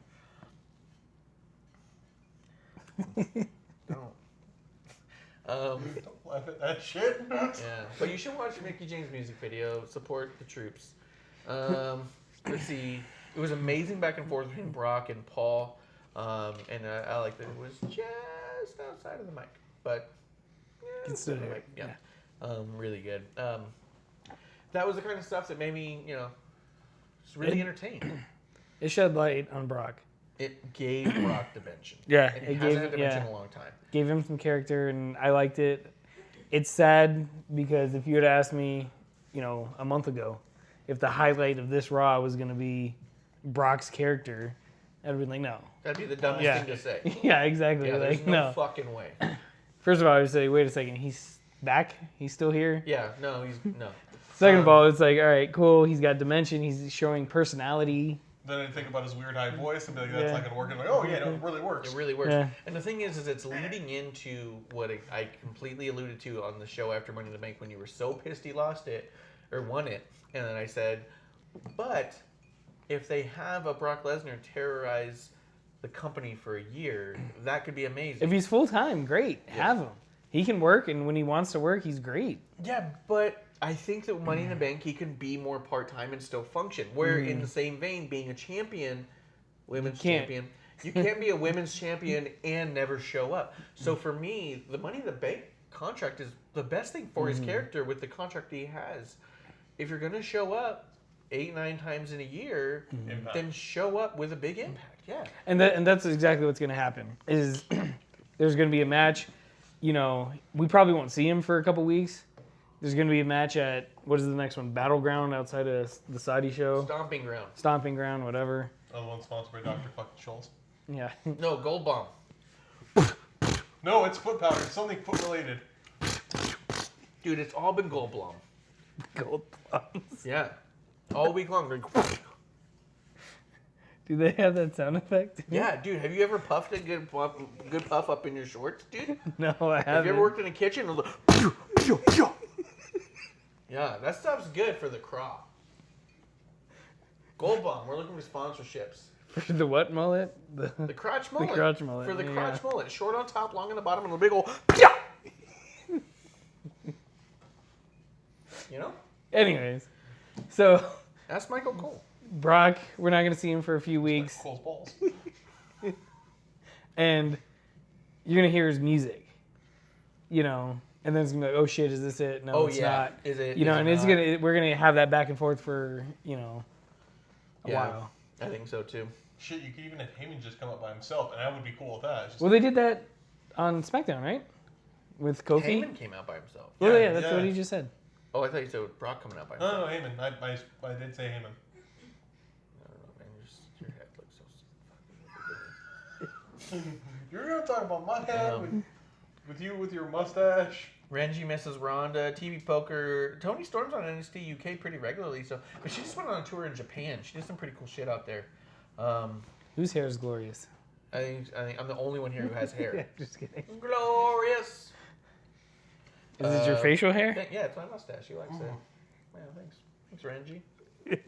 the old fat Jake the Snake look. I'm a young. That's fat Jake. TP. Get your fans Jake right. the Cake Roberts. That was DP. Sorry about that.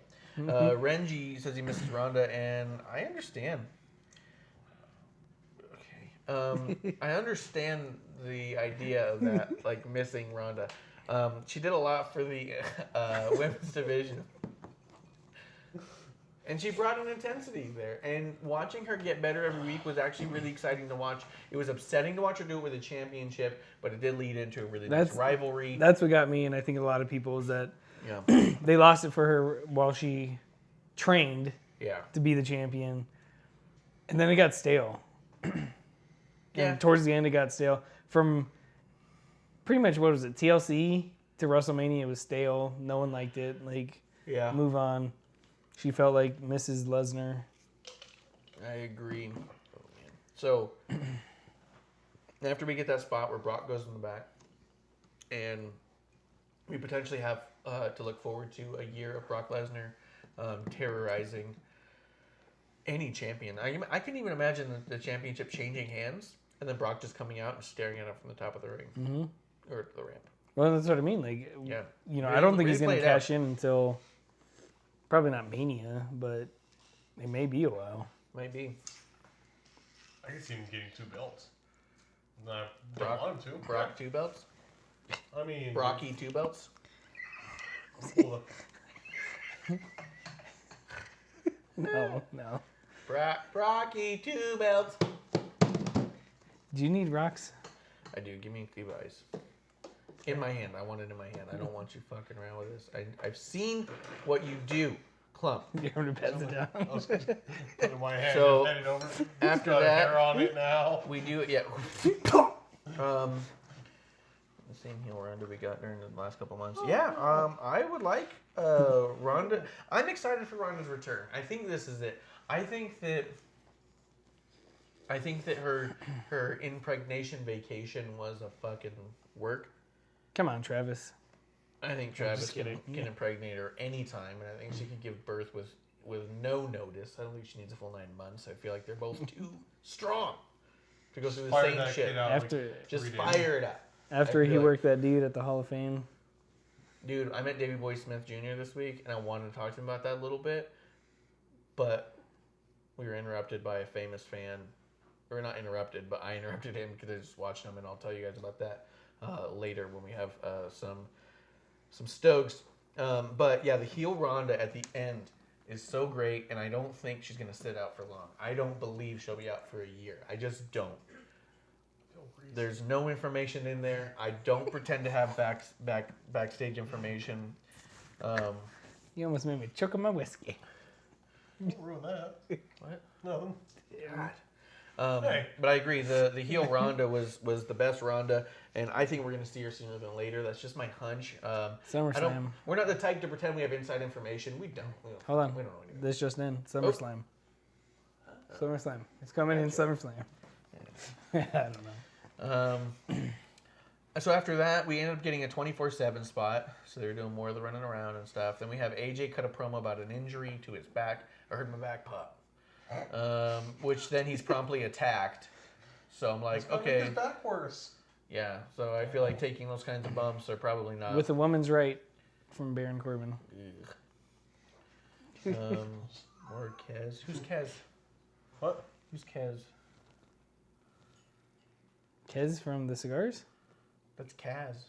Frank Kazarian. I don't know Kez. We're not sure who Kez is, man. Let us know if you are missing more Kez. If we're not smart, give us knowledge. Yeah, let us know. We'll look into it. We'll see if we agree. Davey Boy Jr. has Oh, it's a 11 kickstand. fingers. Oh, the Killer Elite Squad. Oh, so him and Lance Archer. Okay. Lance Archer is this really gigantic guy from And Texas. Dave Boy Smith is not a small dude. Yeah, and Lance Archer is bigger than him. And he walks out and he does it's kind of like a Stone Cold thing where he walks out with beers and just pounds beers as he's coming down the ring, spilling like it him. all over these really nice Japanese people.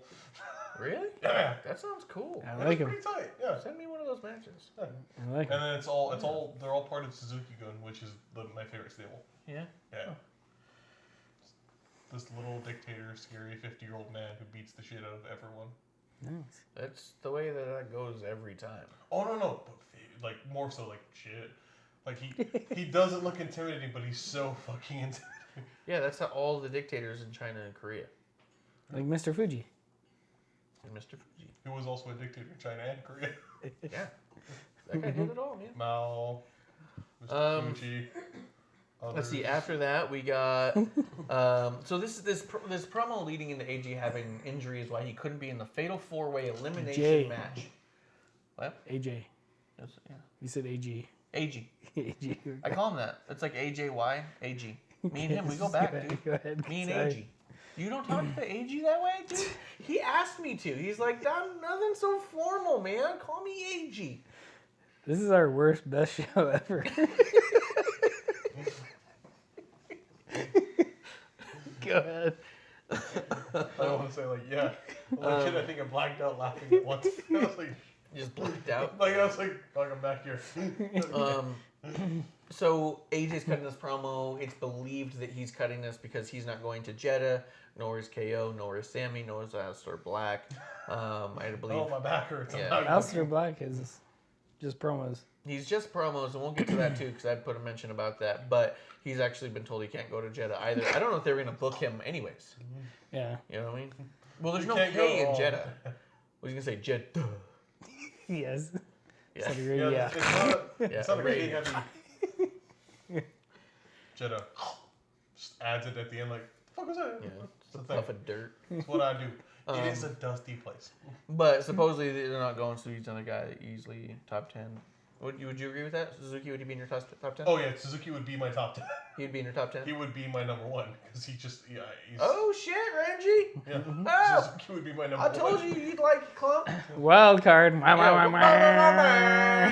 Wild card, Suzuki. Fucking up Kenny Omega and Ospreay. He just comes out, he's there, he's not selling it, and he fucking slaps him in the face. And it's like, what the fuck? And it's just great. He's just an angry, evil old fuck, and it's amazing. I'll say this much. You've never said that about angry, evil little fucks you've had to work with. I'm just glad he didn't say Remember midget. Dom was an angry, evil old fuck. Yeah, I love that guy. Yeah, If you're saying Suzuki's like Dom, I'm on board, dude. Suzuki's like Dom. Yeah. Suzuki is Yeah. Dom. We used to work with an angry old fuck, and I love that guy. So this AG promo is why he's not in the elimination 4-way match coming up later in the night. Yeah, shut the fuck up. We're out there, fuck up. And then it leads into Becky with Nikki Cross versus the Iconics.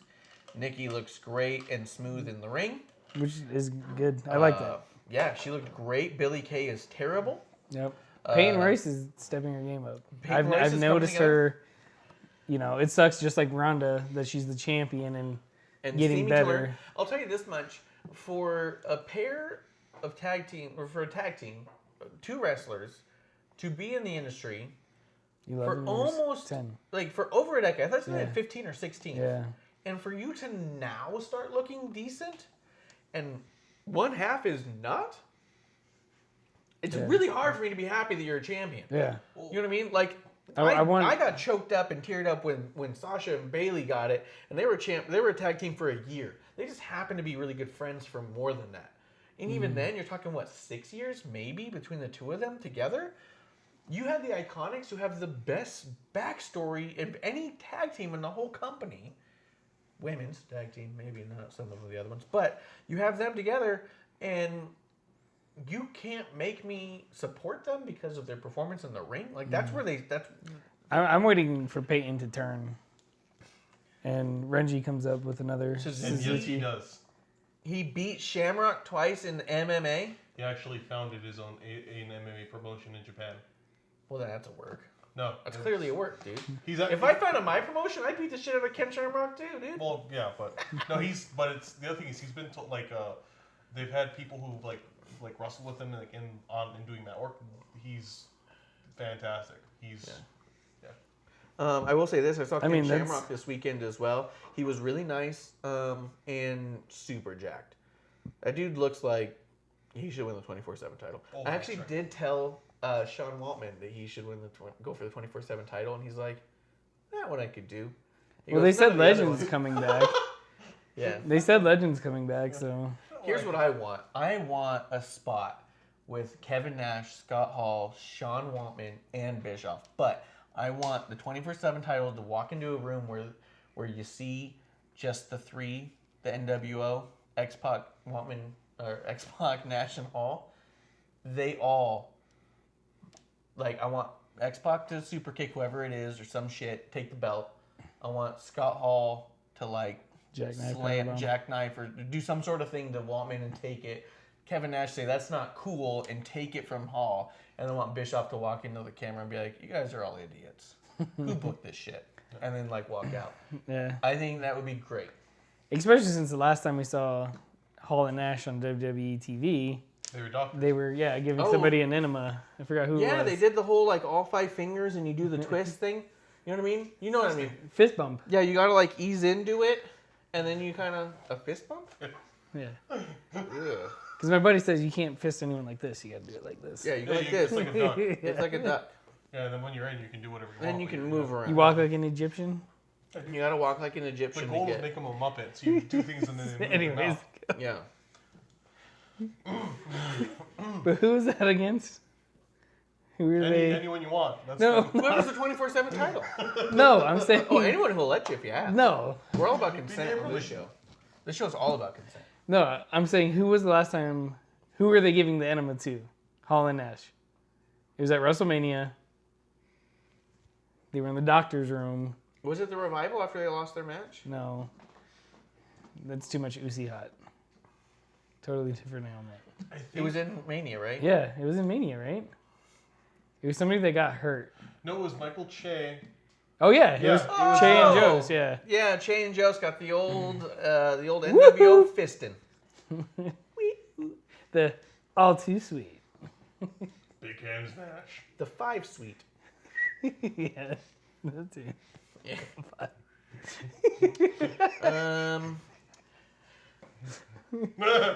So the match goes really well. I think Billie Kay is horrible. I think everyone else did a good job. Billie Kay's selling and her bumps are just so bad. She like hits the mat and then will slap it. She hits things with her arms hard out. She reminds me of, and I hate to say it because I know Disco Inferno is really good, but I remember as a kid watching WWF and watching WCW going back and forth. And I remember once watching a match with Disco Inferno where he was thrown into the post and he hard lock on his elbows hit the turnbuckle and I went, oh, and I remember going, this shit's so fake, and changing the channel. I just remember that. He's on Impact now. He's great. I've only heard good things about him from like old legends and stuff, and that's what I mean. No, he's on Impact now, like as a talent. Yeah. Yeah, that I know. That's why I don't want to talk shit about him. I can probably beat my ass. I mean, I'll take a beating from Disco Inferno. That's not just a bother. Take a swing at him and have it like, oh. So I think that she looked awful. And then after that, at the end of the match, Becky gets the win. Yeah, if only WrestleMania wasn't 24 hours long. Maybe people could remember moments. Yeah. It does feel like a fever dream. At times. Then Becky gets the win, and then with her, was that with the new move or no? That was the new move. Yeah. It didn't. Wait, no, it couldn't have been because I made a note about it, and I don't have a note here. It was probably the next time we saw her. The last time I saw the new move, I was like, this does not. It didn't look good to me. It looked kind of like a weird rock bottom. Yeah, it looked like a rock bottom. No, that was on SmackDown. It was on SmackDown, so we'll get to that. But Well, so it's then 'cause- Lacey comes out, walks the catwalk, and leaves. Yeah, she's back to that. Back to it. We go back to the Uso block party where Tamina turns face. We've already gone past that. Squash the beef. Oh, but it was also really hard to see. That's the note I made in this one, where Tamina's turning face and Revival's doing stuff. They put so much background noise in there, it actually affected the foreground noise, and I couldn't understand the words to what they were saying, but I could see what they were doing. It was too noisy of a segment to actually get content across. Fuck. Clump. After that, we got Cesaro versus Ricochet. Fucking amazing. Second week in a row. Keep them coming, man. Let these guys fight for fucking ever. They are so good together. I've always been a big Cesaro fan, and last week it pissed me off when they said, "Oh, he's, he wants to prove himself, so he challenges Ricochet." And I'm like, wait a second, Cesaro's the established star. Yeah. Ricochet's the newcomer. That's bullshit. But then seeing them back and forth again, it's like, all right, cool. Let's keep it up. Let's go. Where they're going with it, I don't know. I'm not sure where they're going with it. Maybe Sheamus is done and Ricochet and Cesaro are the new tag team. If that's the case, I really hope that they bring him back to let it to do something because it's. I don't want him to fade away quietly. We need a a send off. Oh, Sheamus, like a send off, yeah, for sure. He needs to get sent off. Especially since Liverpool lost to Man City. I believe those words to be true. Even though Liverpool's in the Championship Can League. Baker be at his send off because that was awesome. Who? When the Muppets hosted Raw. Oh, Beaker? Yeah. They have the same color hair. They're related in Really? yeah, In in Raw. In Yeah, kayfabe? They're kayfabe related? Yeah. Oh shit. Mm-hmm. I gotta find that. Yeah, it's a dumb, funny moment I love. That shit's canon. Yeah, that was gonna say canon. Now I want to say this. So the match ends with Ricochet getting a win with this crazy cool Hurricane Rana spot where he kept his legs locked. And so instead of coming down and releasing the person into a fall, he kept them locked so he tucked them into a pin. So it was like this Hurricane Rana pin. I felt that this match was amazing. And in tune with what we were saying before about cracking jokes and saying things about AEW, and we are AEW fans, after watching Double or Nothing, one of the critiques I had, or criticisms more so, I suppose, about the Young Bucks and their match was that it was a lot of spots with not a lot of storytelling for quite some time. And I felt like I did put in here that AEW needs to watch this match because these are two talent that are putting together a crazy number of high spots, really insane moves that shouldn't belong in normal human movement, but they tied it together very naturally. I said, watch this to see how high spots can be used in great storytelling and how near falls can be used without false finishes. Because the one thing I thought overshadowed the idea of great storytelling and psychology in some of those other matches was the amount of false finishes I feel is overplayed over in the indie scene a lot. False finishes does not equal good storytelling psychology or investment. Because everyone goes, oh, every time you don't get the win when they thought you did, isn't the same as investment, I don't feel. And I feel like you have too many false finishes. It kind of undermines some of these moves like we talked about before. If this is truly your great devastating move, then having consistent false finishes all the time just lets me know that that move never quite gets it done and you always think it will. Mm-hmm. You know, here was a great spot of a lot of near falls where you go, is this it? Oh shit, it's not. But not a lot of false finishes. Really great tied together, really great psychology. Ricochet is an absolute master at moving in an unnatural fashion in the most it look natural way. movements. Yeah. It's so graceful. Making It's it look amazing. fluid as hell. It's fluid and makes sense. If you're coming at me like this, then I can do this weird fucking thing to get out of your way without you having to stop or help me or something like that. Because that was a few things that happened. And I don't know, did you see the Young Bucks match with the Phoenix Brothers? A little bit of it. I saw some of it. I was like, oh, I saw some spots that looked. There's a GIF going around right now. People don't know this amazing spot where I believe it was Phoenix holding on to one of the Young Bucks' hands, jumping on the ropes, jumping to the other ropes, going to the top, and then doing a Hurricane Rana to the other Young Buck into the ring, all the while never let going of the other Young Buck's hand. And it looked stupid to me. I remember thinking that was some crazy athleticism. What a great kinds of moves you guys can tie together. But the effectiveness is diminished by the unnecessary. It's flair. By the stupidity of holding the hand and propping up the opponent as he attacks your brother and your partner. Mm. If this is combat sports and someone's doing that, fucking pull him down. Yeah. Just yank him down. It didn't make any sense. It was completely unnatural. If you're in a fight and you're going like this, he's doing too much. That's all you need to know. You don't have to know what he's doing to know that that's too fucking much. You pull your and hand down. You've got leverage. You're below him. Pull him down. That's it. It didn't make any fucking sense to hold him up, do those things. Then, to make it worse, he does the Hurricane Rana off the top. They let go of his hands. And then the Young Buck who was holding his hand, for no reason, goes into the corner. You didn't get hit. You didn't get arm dragged. You got nothing. Yeah. You know what I mean? It just didn't make sense. That's not to say they're not amazing athletes. And to be honest with you, I was not Young Buck fans or Cody fans before watching Double or Nothing. And honest to God, I tell you, after watching those matches, I was. I went to Cody, told him to his face, I was not your fan 2 days ago. I am today. They're great, but that stuff doesn't make sense. And if you want to say you're a sports entity or whatever, we can get to that later. But I feel that this match shows you how you can do those very things and make it look natural. Yeah. Watch Cesaro and Ricochet. Anyone who's into well, this. and that's the thing is I think a lot of it's highlighted by Cesaro and his pure talent. Because you put the Ricochet spots in with other talents, it's not going to come out the way it should. They've worked together for a long time. They have. Someone showed that GIF. What was it, from 2015? 2010? Further, 2010, the Battle of Los Angeles for PWG. That was their first match together. And Cesaro, Ricochet tweeted out that it was his first time working with Cesaro. Then his name was Claudio Castic, some weird name, and he loved it. And Cesaro put him over in a big way. It's really, really a great match. Yeah. They did some spots the same. Someone did a thing like, this year, and it went back and forth and showed a couple spots they had. To answer Renji's question though, real quick, Lacey was beaten by Becky clean in the SmackDown Women's Title match at Money in the Bank. That was No, the Raw. SmackDown was Charlotte where she interfered. Yeah, the Raw Women's Title. Wild card rule, we don't know. Yeah, and what was it? Fucking Did she wild tap? card. She tapped, right? She tapped to the disarmer. Yeah. Yeah, so it was a clean win. So yeah, I'm not sure why they keep bringing them back together again. I'm ready to see Lacey move on too, but Ricochet and Cesaro, I think, should be required watching for any of these amazing athletes out there who are having a tough time telling these stories the way they think they should be, and I think that they can. That's just it. Is I don't think these guys are lacking the talent, skill, or desire to do those things on that level, but I think watching these two dudes could help propel them a little bit more.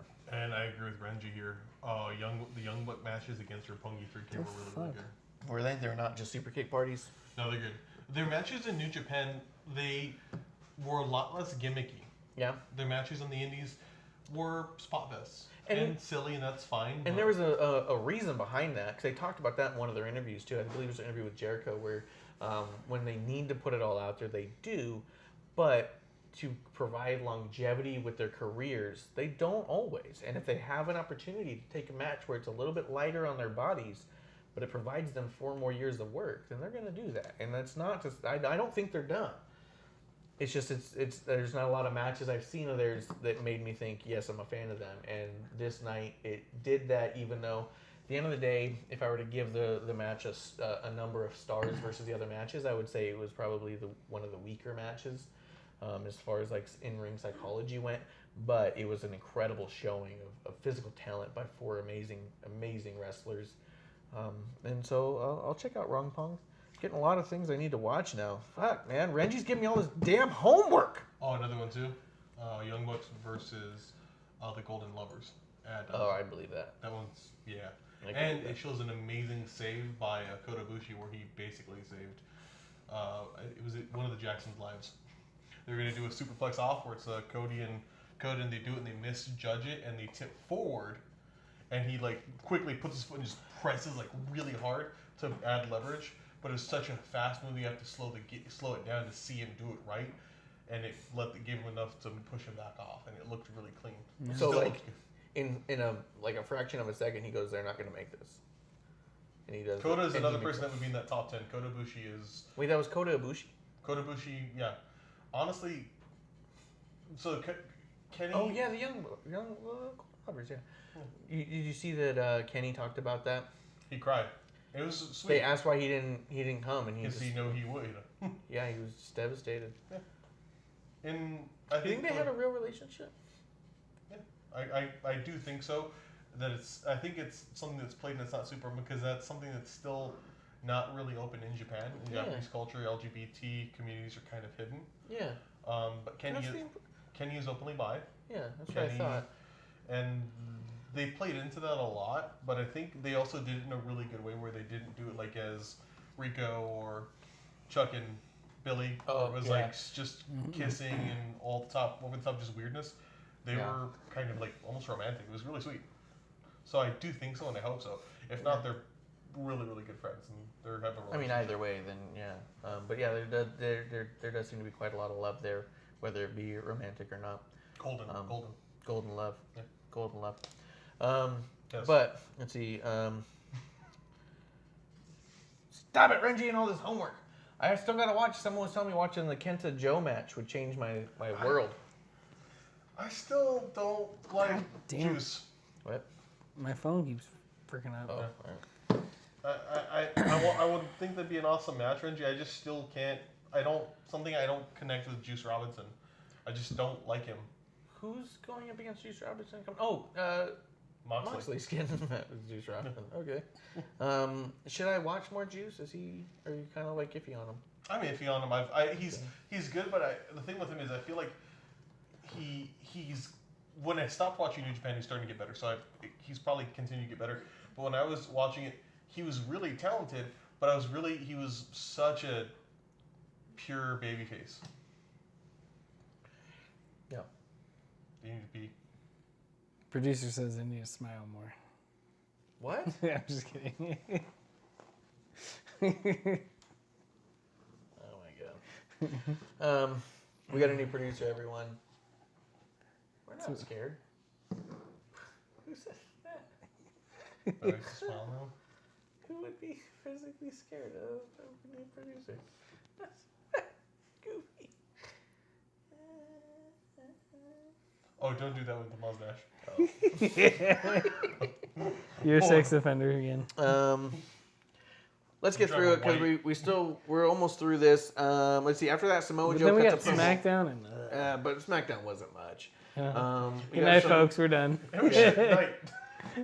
Samoa Joe cuts a promo on Ray about giving his title back and such, and give me back, be a good example to your son and all that shit. Really good stuff. Yeah. Joe is amazing. We go into Miz and Braun Strowman promos. Oh, because they were coming out to the ring. Yeah, for the Fatal 4 elimination match, which they kept talking about. Elimination. I told my son, hey, this is an elimination match. He's all for the elimination matches. Oh, yeah? And, hey, here's an elimination match. And then we got the match we got. Was that Seth? Trace. Trace? Really? Yeah, Trace loves eliminations. Because it keeps going. Thank you. That's probably why. Yeah. Both It's of 'cause the we promos always- are really weird. I remember thinking, because what? We always fight in the living room. Oh, with the elimination. Yeah, and one of them got eliminated. Now it's you. Yeah. So they both cut promos on their way out to the ring with those old videos, and they're both kind of weird. I felt like they were both really weird promos, and it was like, okay, whatever. So then we get Miz versus Baron versus Bobby versus Strowman. I liked how Miz, like when Corbin came out and they announced it, they cut to Miz, he just had this like, fuck off look on his face. And I was thinking, that's what I want Miz to be. Not this face he's trying to be, but be the asshole, because I just liked him just like, fuck He this. is such a bad face, man. It's just, it's, maybe it's what he really wants. That was empty. How did he not see empty toms, dude? The chair every time he moves. Take it away from him. He's going to do worse things. Every time he moves. Take it away from him before he fucks it up, dude. That's why I asked if we switch it over here before show. He wanted a redemption match. I wanted to give him a responsibility so he had something to do here. God. Make Kevin laugh. And disappoint you. Oh. Producer says I'm either not allowed to or I don't. Okay. Is Sexy Lady watching? No. He was texting. Sexy lady might be watching. He was texting his sister. Oh. Here's the Clump's sister. So, Sorry. And then you cheers me about his wife. She watches sometimes. It was empty, dude! Only one. I drank all my shit. God. You didn't hear the 3? It's filled with my sense of self-worth. And our sense of worth. Don't put your semen in my Get glass. away from him, man! All right. Sorry. I'm sorry, guys. Clump is a disaster to work with. He's still got his training wheels on. God. I'm going to shove those training wheels right. Kinky. Oh, I forgot how much you'd like it. Keeps it balanced, he says. Look at producer over there taking it to the face. Whoa. Jesus Christ. Jesus, that was a new bottle. You make the producer drink a bottle of wine. Fuck, that shit's 40%, dude. That is not. Sorry. I know that much. Well, it depends. I used to drink. I'm familiar with it. That's true. Probably was it 15, 20, depending on. Yeah, 15, 20. She had to drink that much because there's not She enough. drinks blends, dude. It's because there's not You enough don't paper blend towels with in the Everclear? house. She blends with Everclear, dude. What, just Or you me? want- Yeah, that's how sangria is made. Party wine, Mad Dog. Little 2020. science for everyone, in case you're wondering. That'll do the trick. Purple Rain. Oh. Oh, did you guys Boone's see the Farm. new piece? Oh, the flare? Yeah, I gotta put it in a better case. That's a piece of shit. I think Clump farted again. I felt like Clump. Cheers. It's not. Quit squeezing out every fart you got, dude. You're being hollow. When I went to Starcast, I felt like, and when I saw that, and it was the same price as it was if you pre-ordered it, but without shipping, I was just like, you know what? I'm not walking away from it without a Ric Flair signature. So I did that. That's the whole reason why you went to Starcast. Just to get him to sign a pop. Yeah. So wait, he did come? No. but they were selling those pops. Dude, they were selling Anyways, Cody, so- Omega, all that. So, I hope, Renji, you like this. Ranji, you're our number 2.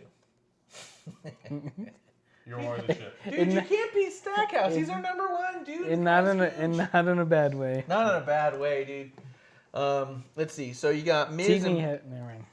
Go ahead. Actually, Stackhouse, you haven't sent me in a match in a while. Have you not had any? I'd like to see more. I'll be nicer if you didn't like my critiques. I can be easier. I can be harsh about things. It was good. It's harsh If marsh. you get the chance to go to Oklahoma and watch Stackhouse, I say do it. Uh-oh. Producer's drunk. That's not the ones that were... Because we framed the ones that were gifts. Wait, you framed gifts? No. So Miz versus Baron versus Bobby versus Strowman in a fatal 4-way elimination match. It was a good match all around. I do feel like Baron did very well. Let's see. I'm not buying Miz as a face or as this big fighting champion. No. Miz in this match of giants was really out of place and not believable. One of these things is not like the Yeah, other. he was fucking not Like like the other. Sesame Street. Yeah. And I 100% felt that way the whole time. And I'm all about the David and Goliath stories and the Mysterios versus Batistas. And I really do like those. AJ and Brock. Daniel Bryan and Brock. All those things. At the end of the day, I just don't find Miz as believable. Maybe it's because Ray and Daniel and AJ, they all look like bad motherfuckers. They're all built. And But- he doesn't look built. I don't know if it's that or that they've actually overcome stuff. That's true. Whereas never, Miz is almost handed things. Yeah. in you know, a sense, and I don't want He's to. overcome Yeah, well, Even then, no. yeah, but it's, they've proven themselves. They have, and And I will Shane say hasn't. also that Or not Shane, Miz. because Miz was a heel for so long and he cheated to win for so long, that it doesn't feel as believable as these faces earning their wins along the way. So he didn't.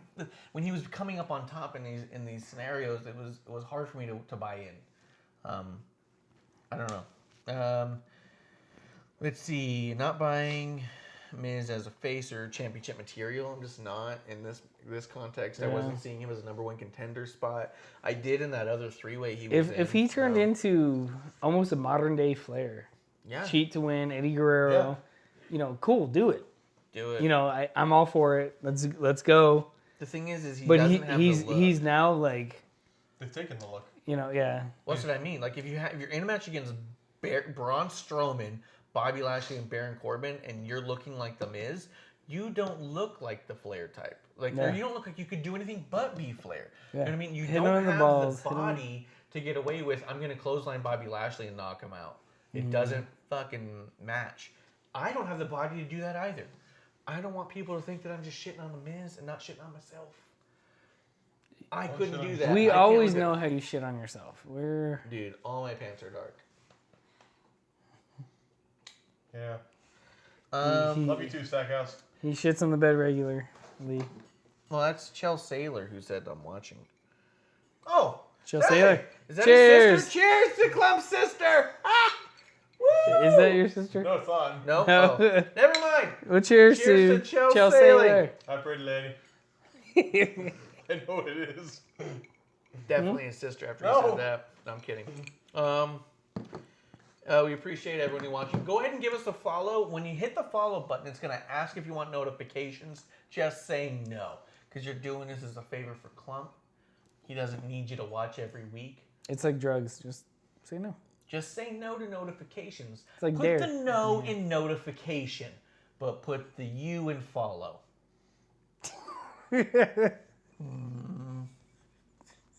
No, I got it.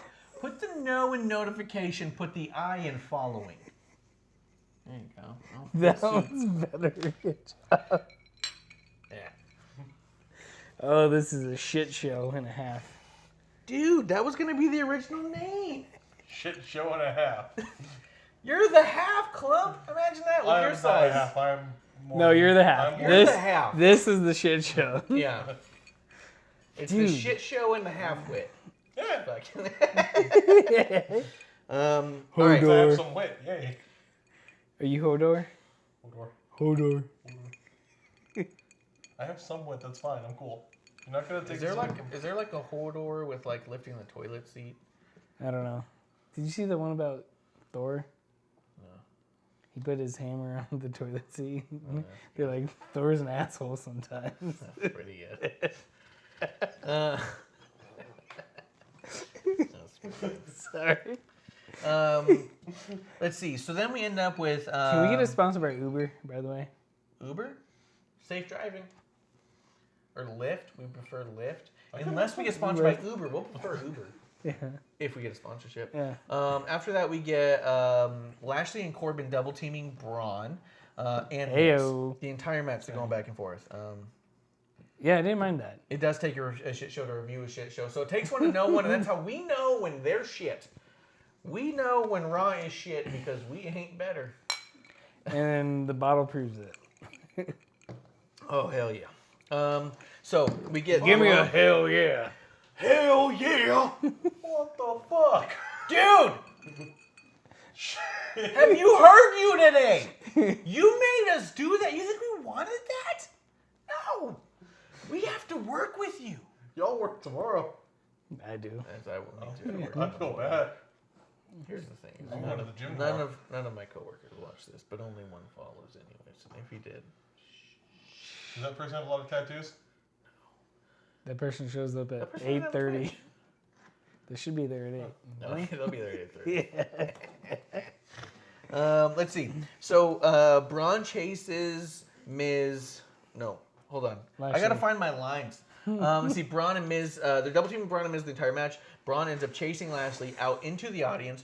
Corbin pins Miz with an end of days, and then the match is over. In an elimination match with one pin. Imagine that.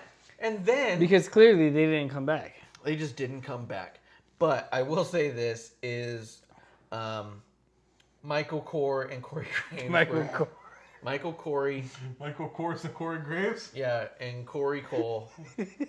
They were dead silent for like 2 minutes, and they go, well, apparently the match is suddenly no longer an elimination match. Commentators explained it away by saying Braun and Lashley removed themselves from the match when they battled into the crowd.